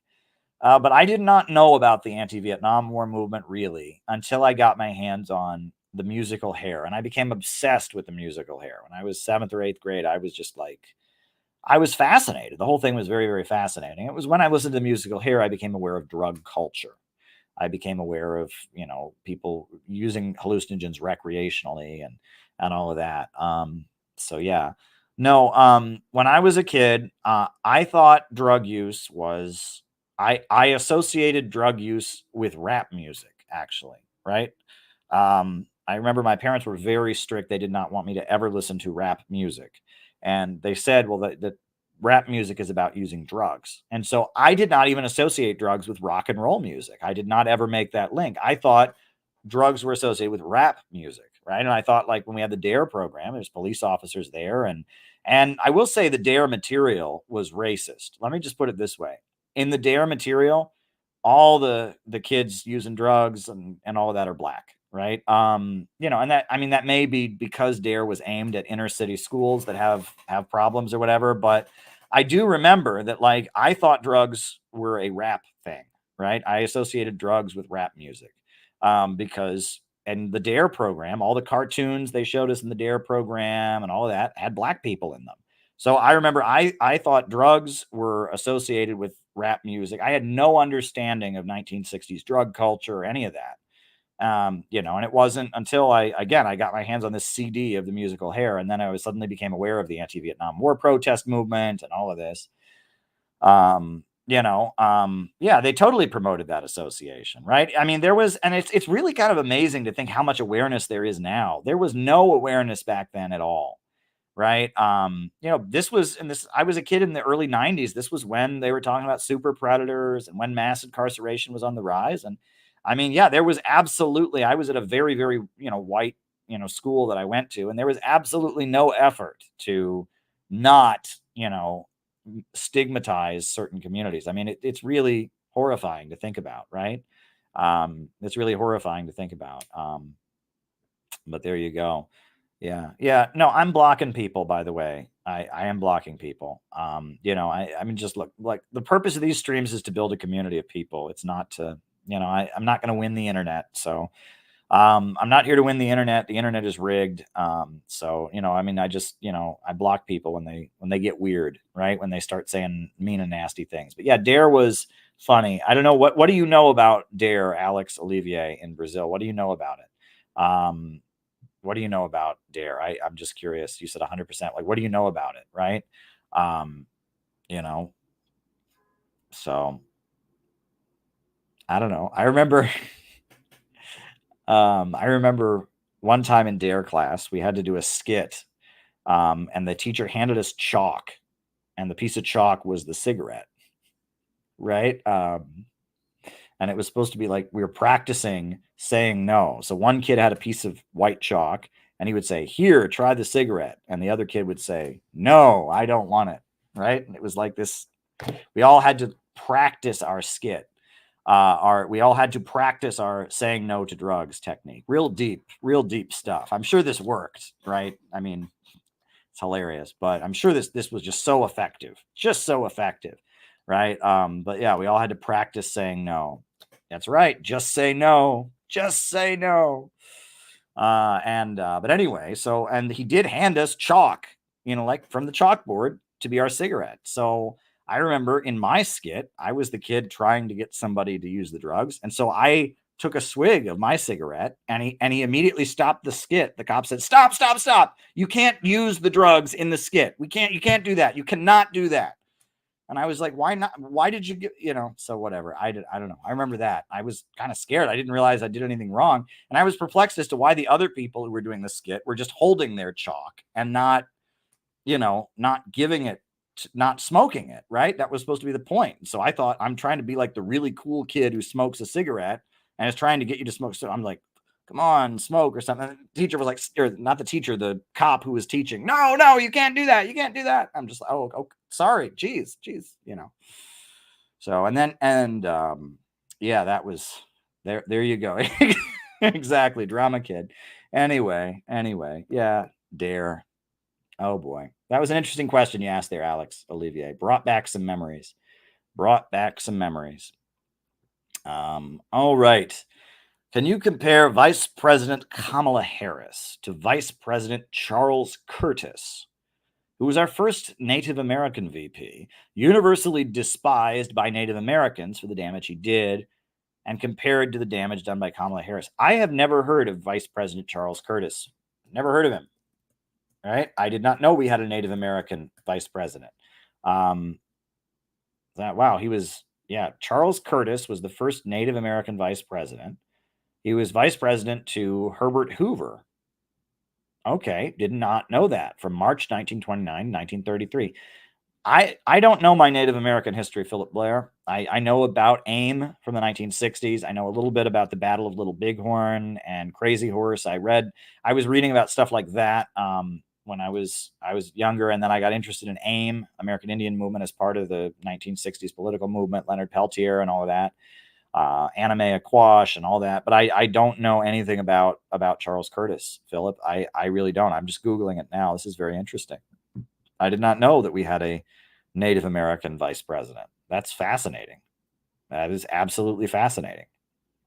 I do remember reading a book called Custer Died for Your Sins. And that book was actually very enlightening to me about, because that is part of American culture, is the weird relationship that we have with Native Americans. For example, many white American families pretend they are Native American or make up that they are somehow descended from Native Americans.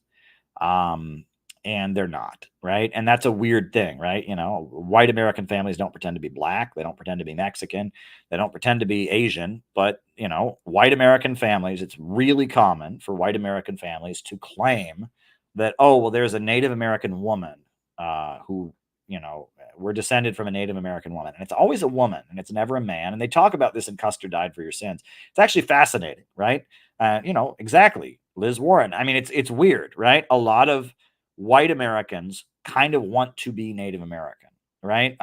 There's that movie Dances with Wolves. And then there was the case. There was like a couple white people who became Native American. Blue Jacket, I believe, was one of the most famous, right? But, there's only a couple of them that did it, right? I mean, it wasn't a widespread phenomenon, but there were a couple white people who became Native Americans, but there's this guy Blue Jacket, right? It was a white dude who, in like the 1700s became a Native American, right? Kind of a Dances with Wolves situation. But there is a huge amount of white people who fantasize that they are Native Americans. It's very weird. It's very, very, very weird. And the Liz Warren Pocahontas thing. I mean, that one's a little different because she got to Harvard on the basis of it, right? She faked being Native American to go to Harvard, right? That is quite different. But there's a lot of white people who claim they have Native ancestry when they clearly do not. There are a lot of white people who, I don't know, fantasize that they are Native Americans or whatever. That movie Avatar that came out. Many, many people have commented on why Avatar, the movie Avatar, it is the most toxic aspect of leftism, right? It's not like, and this is, let's just talk about this for a little while. And if people have, there's like one more super chat after this. So, if people have got more super chats, send them my way. But the movie Avatar, there's a problem with it, right? Which is that, right? It's like, the idea is that Native Americans are, I think was it Voltaire who wrote about noble savages, right? It's this fantasy that without civilization, people are pure. They're not corrupted by the evils of modernity, right? Was it Voltaire or yeah, who was it who wrote about the noble savage? But it's like this fantasy that, in a state of nature where people don't have industrialization, they become just good. They're good people because it's our civilization and our greed and all this that corrupts everything. That is very, very much a white person's fantasy of Native Americans. And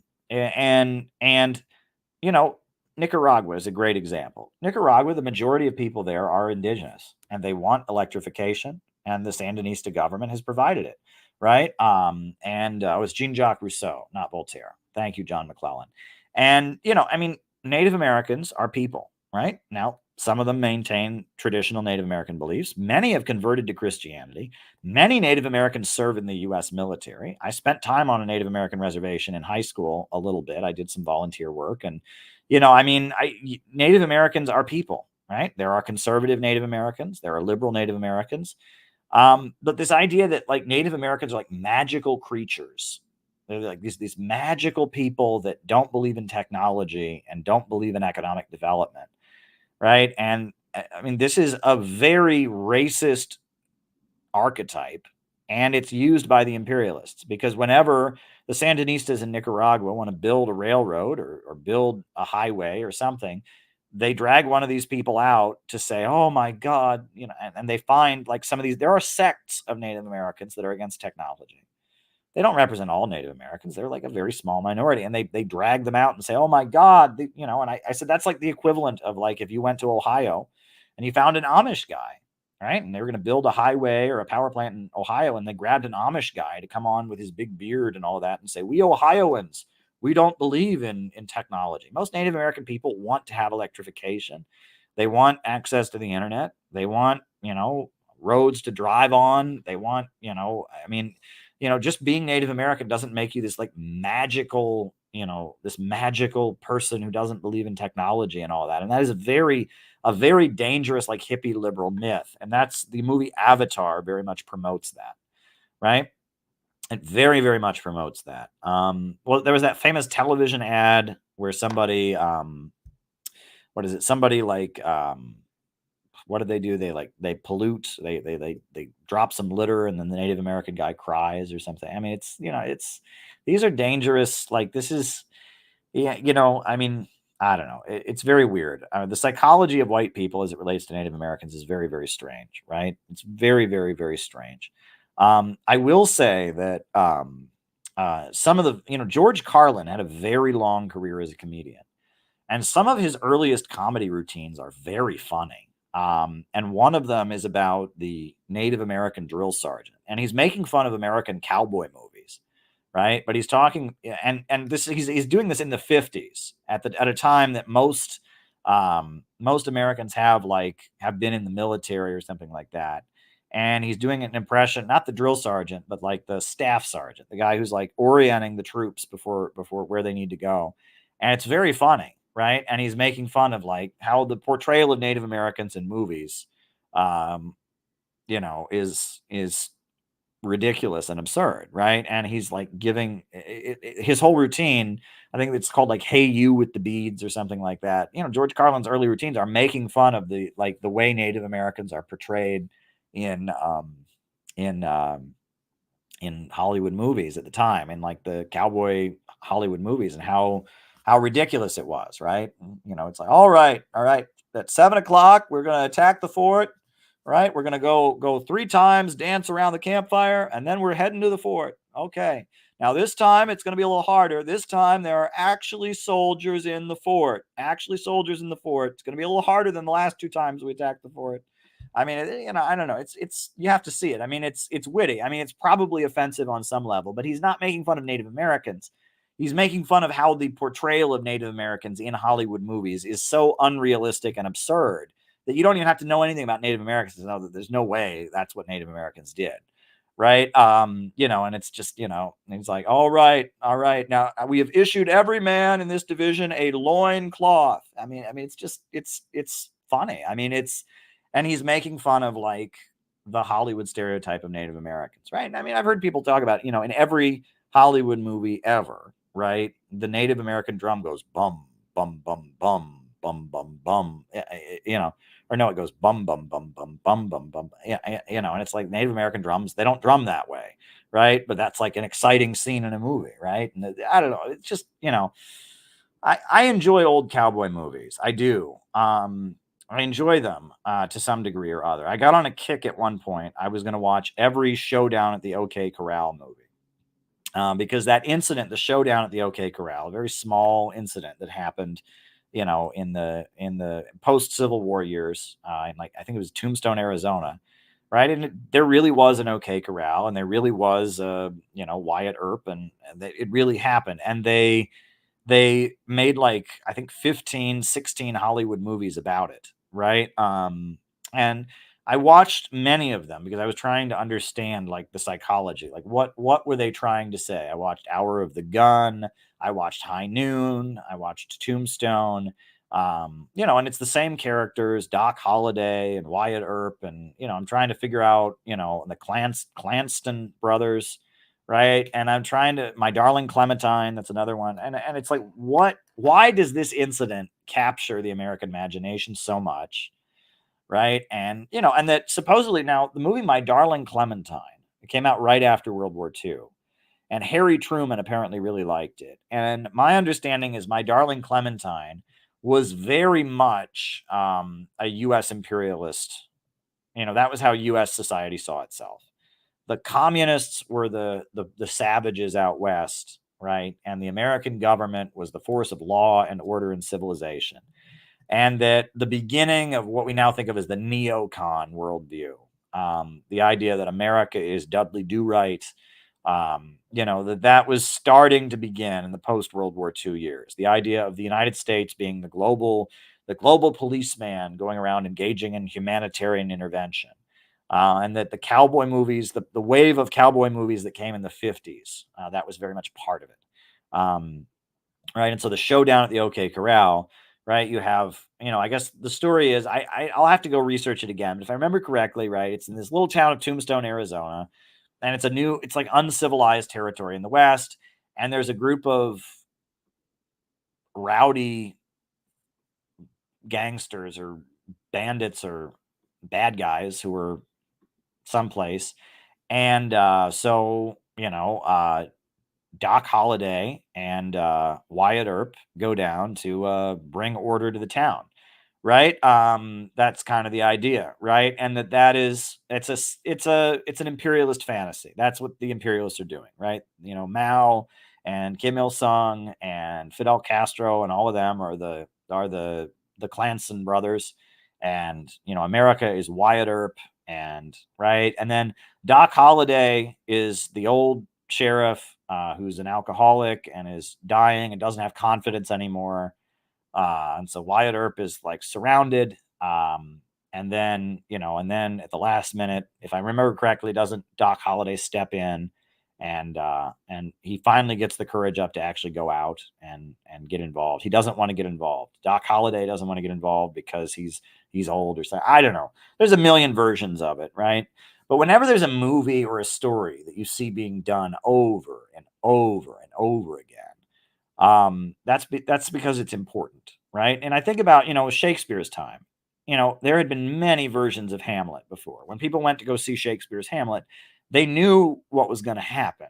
They just wanted to see how Shakespeare told the story, because Shakespeare was known as being a good playwright, a good storyteller, very poetic, and he could do it in a unique way. Right. And that when you have these stories that everybody knows, like Superman, right? If you go see a Superman movie, you know what's going to happen. But it's like something about that story is appealing, number one. And then the art is not the story itself. The art is the writer or the performer telling it their own way. Right. And so because everyone knows what's going to happen, it is the art form that gets highlighted, not what's going to happen in the story, so you just want to be impressed with the individual performer, and that's it puts the focus on the artist, on the actor, etc. It's a unique way of doing things. So whenever you have, for example, Robin Hood, right? The story of Robin Hood, right? It has really deep roots, right? It goes back to the Middle Ages. At the time of feudalism, every year at the spring festival, as they were, getting ready to celebrate spring, they would have they would have archery competitions. They would have like athletic events. And then part of the spring festival in the little villages in England is they would do the play of Robin Hood. And there were many different versions of the play of Robin Hood. But there were certain themes in the play of Robin Hood. First of all, Robin Hood was a bandit. And there were bandits back in Robin Hood's day, and they were generally peasants who got kicked off the land, right? Peasants were on the land, but they did something, or for some reason, they were kicked out of being peasants. And so they were bandits and they had to rob people to live. So Robin Hood's a bandit, but he's not mean and scary. Bandits were particularly mean and scary people because they can't live by being peasants. And so they're up in the mountains. The only way they can live is robbing people. So bandits were particularly not nice people. In order to survive, they had to be pretty ruthless. But Robin Hood is a good bandit, right? So it's that whole thing where we take something that's very scary in real life and we turn it into something good. Robin Hood is a bandit, but he's a good bandit. He's not just a desperately poor person who's been kicked out of being a peasant. So he's living in the mountains. He's barely surviving and he's desperate to kill anybody he can just to eat. No, Robin Hood is a former noble who did something good and lost his title, so now he robs from the rich to feed the poor, right? That's what makes Robin Hood. That's Robin Hood. So then Friar Tuck, right?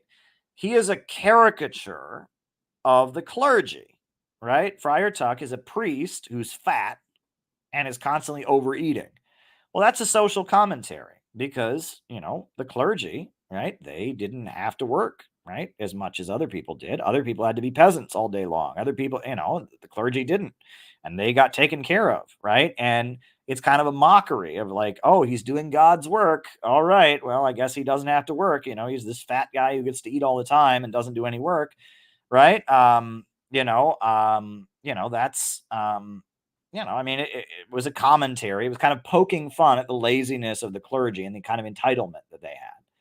And that there's other things in the Robin Hood story that are, you look at them, and that the Robin Hood story went through many evolutions. The version that finally got written in the book, where we have Robin of Locksley, and he's kills one of the king's deer and becomes an outlaw, and then Prince John, and all, and the King Richard, the Lionheart coming back, and all that. That's very new.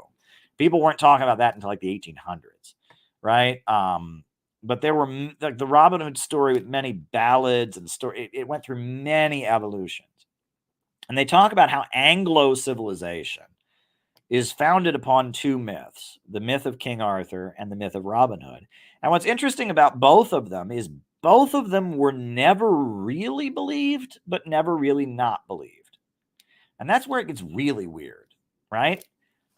No one ever really believed there was a Robin Hood, but no one ever believed that there wasn't a Robin Hood, right? It was always kind of right. So, the ancient Greek myths and legends, Zeus and all that, they believed those. They thought they thought that was true, right? But the Robin Hood story, it's not like nowadays. No one believes there's a Superman. We all know Superman is fiction. Robin Hood and King Arthur are somewhere in between there, right? Where it's not the Greek myths and legends that everyone believed. And it's not nowadays where it's just like, this is fiction. It's in this kind of gray area where, it's like, okay, was there a Robin Hood? Maybe. Who cares? It's not important. We're going to tell a story about him. Right? We're going to tell a story about Robin Hood. We're going to elaborate the story and make it more exciting. And maybe there was one at one point. We know that the way we retell the Robin Hood story and all the plays and ballads and all that, it can't be true because we're making it up as we go along and we're changing the story to make it more funny and all. But we kind of think maybe there was a real one and maybe there wasn't, and maybe it really doesn't matter. And that's kind of interesting. It's in this gray area between straight up fiction and, believed myths. Right. And that's interesting to me. And the same with King Arthur. Right. Did English people in medieval times really believe that King Arthur existed? It's not clear. I mean, not really. And they had to have known that the stories they were telling about him were getting more elaborate and weird, and the Holy Grail and all of that stuff. That stuff was getting, but on some level, they weren't saying he wasn't real. It was kind of gray area, right? And I think that's interesting as well.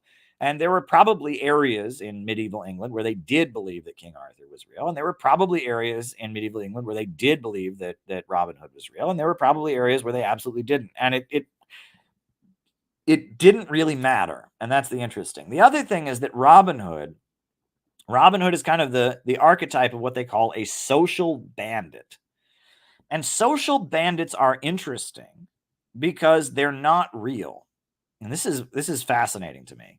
But there was a famous outlaw named Pretty Boy Floyd, right? He was just an outlaw during the Great Depression. He was a bank robber. Pretty Boy Floyd was just a bank robber. That's all Pretty Boy Floyd was. But there were all these myths and tall tales about Pretty Boy Floyd being like a social bandit. He was not. He was not a social bandit, right? He was just an outlaw, right? But social bandits are people want a Robin Hood. That's what's weird about it, right? I think the most modern example of this, I don't know if you all remember. Do you guys remember Chris Dorner? Remember Christopher Dorner? Remember the Chris Dorner case, the police officer, the renegade cop who started killing cops? There were a lot of people who really wanted Christopher Dorner to be a Robin Hood. He became like a Robin Hood figure, Christopher Dorner. It was a really strange case where it was like, because he was fighting the police and he was this black police officer who went rogue and was like taking revenge against police officers and stuff. There was like this fantasy that Chris Dorner was Robin Hood. And that often, the social bandit is a myth, right? That there are very few social bandits out there, right? Bandits are generally just criminals, people that are, surviving through illegal means. But when people are very opposed to the government and the social order, they will try to make well-known criminals into social bandits. And I think that's fascinating. That's a very, very fascinating, trope, right? I mean, Pretty Boy Floyd was not a social bandit, but there's all these tall tales of him feeding people and all of this. And I mean, he was not. I mean, but they wanted him to be one, right? And that this is all over the world, right? Was Huey Long a social bandit? No, he was a politician. He was an elected official. Huey Long was an elected official. He was he wasn't a social bandit, right? He got elected to a government post. A social bandit, the idea is that this is somebody who is a thief, a robber, a bank robber, or a highwayman or whatever. But he with his criminality, he's helping the downtrodden and the oppressed, right? That's the myth of the social bandit. And I mean, they don't exist generally, right? Robin Hood, unless, there really is no evidence of any real Robin Hood ever existing. It's possible, but there is no Robin Hood. They don't really exist. There are revolutionaries, but revolutionaries are not social bandits. And that's an important thing too. Mao was not a social bandit. He was striving to become the leader of China.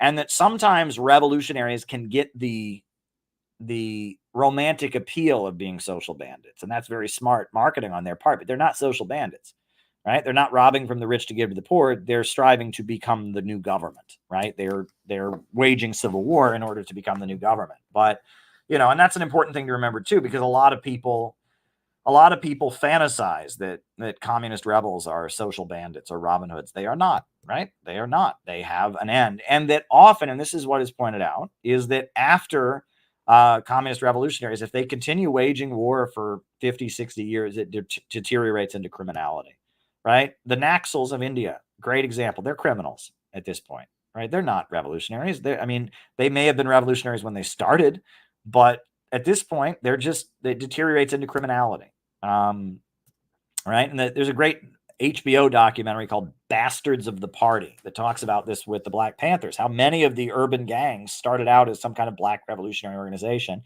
But after a couple years and after the downfall of the Black Panthers, they just kind of deteriorated into criminal organizations. And that that, yeah, if the revolution, if you don't win in the first couple years and you start losing, pretty soon a lot of revolutionary organizations just deteriorate into criminality. I mean, that's just how these things work. I mean, the FARC in Colombia, I mean, it started out as a revolutionary group, but it deteriorated into criminality. And that's what happens. If the Civil War goes on for 20, 30 years and you don't win, the future is criminality. So there you go. All righty, folks. Well, now that I talked about Pretty Boy Floyd, now I have to put on the song Pretty Boy Floyd. Right? I have to put on a version of it that I can get away with playing, right? I should go to bed pretty soon, but hey, I'm having good times with you all. I enjoy being here with you all. It's always fun to engage with you guys and be here with you all. And so there we go. Let me find a version of Pretty Boy Floyd that we can put on, right? Right?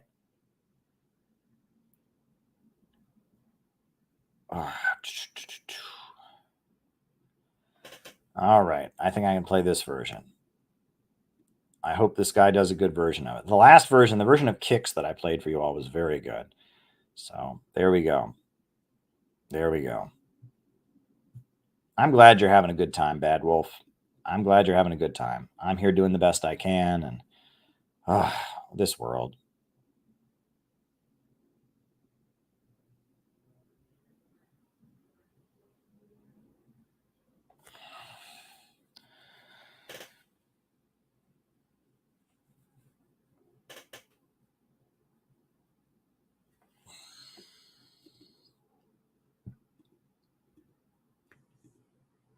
Okay.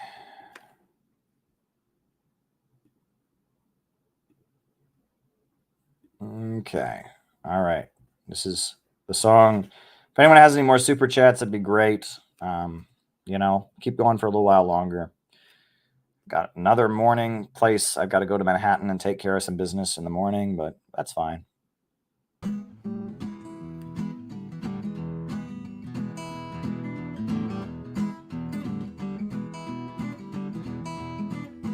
If you'll gather around me, children, a story I will tell about Pretty Boy Floyd, an outlaw. Oklahoma knew him well.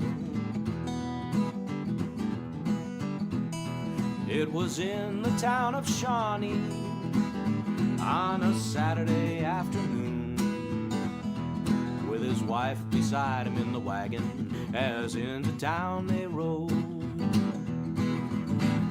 There a deputy sheriff approached him in a manner rather rude, with vulgar words of anger, and his wife she overheard. Pretty boy grabbed a log chain and the deputy grabbed his gun, and in the fight that followed he laid that deputy down. Then he took to the trees and timber along the river shore, hiding on the river bottom, and he never come back no more. Yes, he took to the trees and timber, and to a life of shame. Every crime in Oklahoma was added to his name. But many a starving farmer the same old story told, how an outlaw paid their mortgage and saved their little home. Others tell about a stranger who come to beg a meal, and underneath his napkin left $1,000 bill. It was in Oklahoma City, it was on a Christmas day. A whole truckload of groceries come with a note that say, you say that I'm an outlaw, you say that I'm a thief, Christmas dinner for the families on relief. Yes, as through this life I've wandered, I've met lots of funny men. Some will rob you with a 6-gun, and some with a fountain pen. But as through this life you travel, yes, as through this life you roam, you'll never see an outlaw drive a family from their home.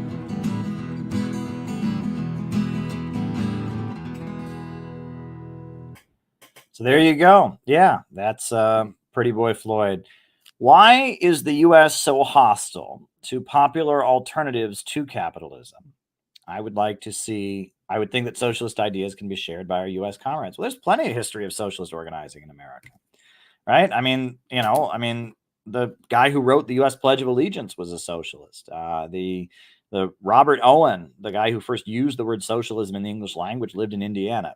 The only reason people think that U.S. society is completely incompatible with socialism is because of years of Cold War propaganda. Socialism, and American culture can walk hand in hand very easily. Unfortunately, because of the Cold War political setup, the new left and the people that dominate leftism have come into the mindset that could not happen. Right? They've adopted the view that they are in full opposition to U.S. society, which is something that I get into in the new textbook, Out of the Movement to the Masses, which Rainer Shea wrote a great review of. Rainer Shea wrote a great review of our new textbook for his website, News with Theory. Here's the link to Rainer's review of our CPI textbook, Out of the Movement to the Masses. He really got a lot out of it. And I'm really glad that Rainer enjoyed the textbook so much. He wrote a great review of it.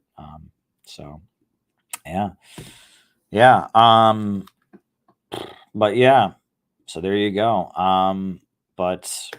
I don't think socialism and American society are incompatible. A lot of Cold War propaganda has tried to convince Americans of that, and a lot of the new left perspective kind of just accepts that as being the reality. But I don't think there's anything incompatible about socialism and the American way of life at all.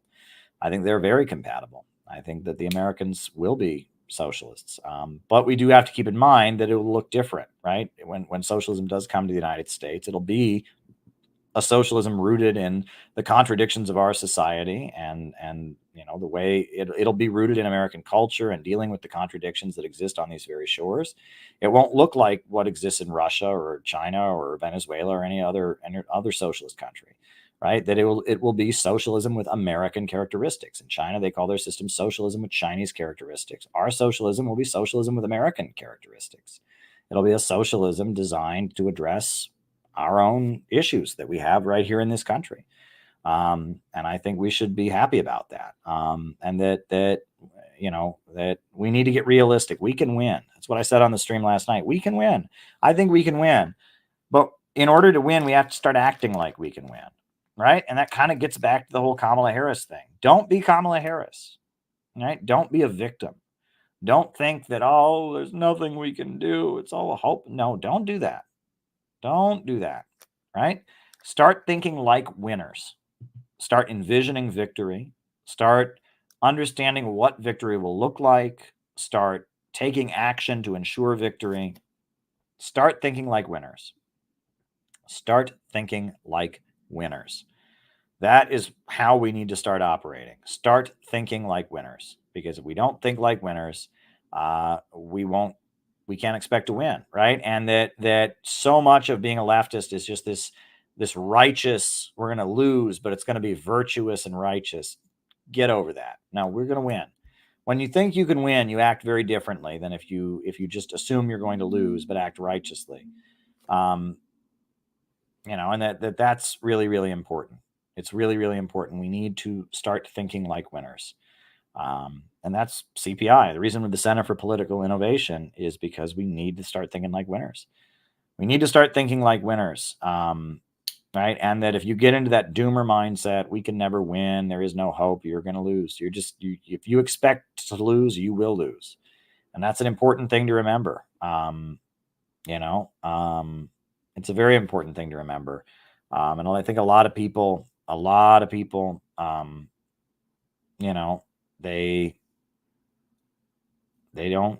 don't get into the mindset of we can actually win. And that's a problem. That's a problem. And look, you have to be constantly envisioning success. You have to be constantly thinking of how can I do better? How can I improve? Right? If you get into the mindset of, oh, we can't win and all of that. I was actually thinking today, wow, it's late. I'm going to have to end this stream pretty soon. But I was actually thinking today that in a weird way, I'm kind of lucky by how I've been targeted by BreadTube. I'm kind of lucky by all the smear videos and stuff there are out there, because now I fear nothing. Right? A lot of people I know are scared. They're afraid. They're like, oh my God, what if we fail? Oh my God, what if I go out there and we don't do well? And it's like, you can't do anything to me now. Oh, shit, look what they've done to me already. I mean, and I've talked about this, and Peter Coffin, he's dealt with the same thing. We're fearless now. What can they do to us? Right? We have been smeared and lied about and made fun of and all. And it's like, so we fear nothing now.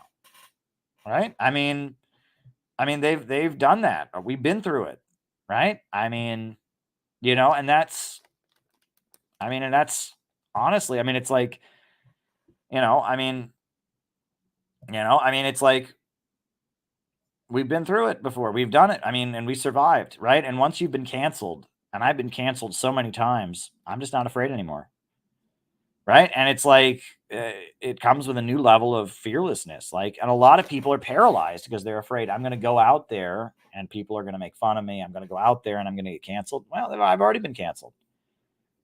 Right? I've already been canceled. And I survived. Look at me. I'm here on YouTube on Sunday night. There's 202 people watching me. I've been through it, right? I've got a good job. I'm happily married, living in New York City. That once you've been through it enough, it's like you come out of it bulletproof. Obviously I'm vulnerable in other ways, just like anybody else. The government could frame me for a crime I didn't commit and throw me in prison. That would be awful, right? There's plenty of bad things that could be done to me. But as far as the fear of being canceled, the fear of, I'm going to go out there and look bad and all of that, after you've been through it enough times, it's just like, you can just keep going, right? And there's a level of fearlessness that comes with it. So, in a way, it's liberating, right?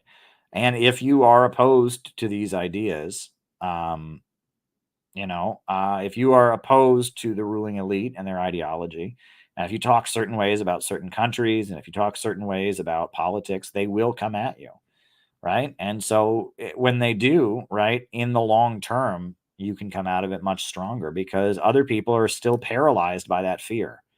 And once you're no longer paralyzed by that fear, you become quite powerless. So PJ Dog says, thank you, Caleb. I needed to hear that. Well, it's true. It's true, right? And it's weird because, there's that expression that does not kill you makes you stronger. And that's not always true, right? What if you lose an arm or a leg? Or what if you become psychologically traumatized, right? It's not always true, but it can have that effect, right? If you can get through bad experiences and recover from it and not be damaged by it, you can keep going. I have started over a number of times politically, and each time I ascend to even a higher plane, right? It sucks starting over. It really sucks starting over. When I was out of the Workers' World Party and eventually we started SINA, that sucked, right? It sucked having to start new organizations, new connections and all that, but it led to me doing much more high quality work and much more meaningful work than I did before. And there's been other examples. I've started over many times, and each time I start over, I end up doing something bigger and better, right? And that sometimes starting over is necessary, right? A reboot is necessary because the rut you're in, if you don't reboot, you're going to be stuck in a rut. And so that's, I'm at the point where I've been through a reboot before. I'm not scared of a reboot. I am not scared of a reboot. It's inconvenient. It's annoying. It's, demoralizing for a moment, but you get through it. And then after you reboot, what you build is more effective and stronger than what you had before. And that's the important thing, right? And that, this is true in business, right? I mean, if any small business owner will tell you that, small business owners tend to go bankrupt, right? I mean, I've never gone bankrupt. It's never been that bad, but I've had to start over, right? Sometimes you have to start over politically, but starting over is a new opportunity. So there you go. Capitalism is too focused on individuality. What do we do with the floods of Trotskyites? There's not a flood of Trotskyites. There's way less Trotskyites than there used to be. I've noticed that one particular Trotskyist group, which used to call itself International Marxist Tendency, is now calling itself Revolutionary Communist International. They've got some new energy. They've got a new budget and they're out there doing stuff in a way that they weren't before. But no, Trotskyism used to be if I went to an anti-war protest in New York City, I'd see hundreds of little tiny groups selling stuff, and it's not like that anymore. It's not like that anymore. So, there are a couple trot groups, but all the biggest trot groups don't exist anymore. International Socialist Organization, ISO, doesn't exist.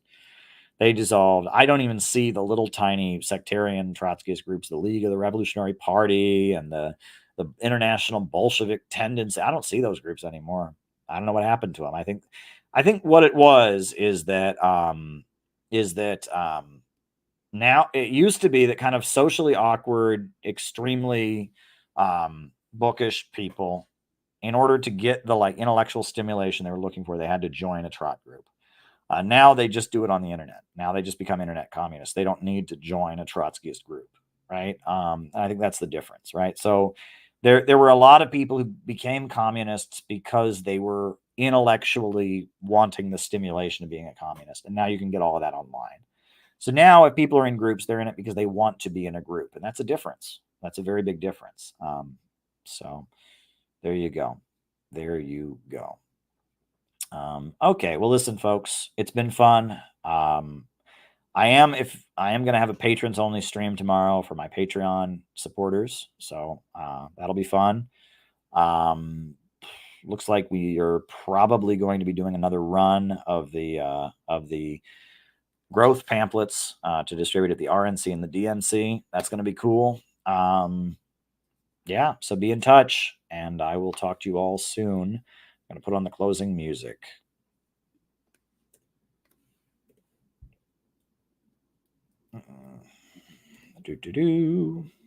That's not the closing music. That's me going do. This is the closing music. New upsurge in the struggle against U.S. imperialism is now emerging throughout the world. Ever since World War II, U.S. imperialism and its followers have been continuously launching wars of aggression.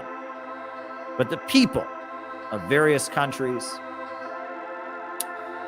have been continuously waging revolutionary wars to defeat their aggression. And while the danger of a new world war still exists, and the people of all countries must get prepared, revolution is the main trend in the world today.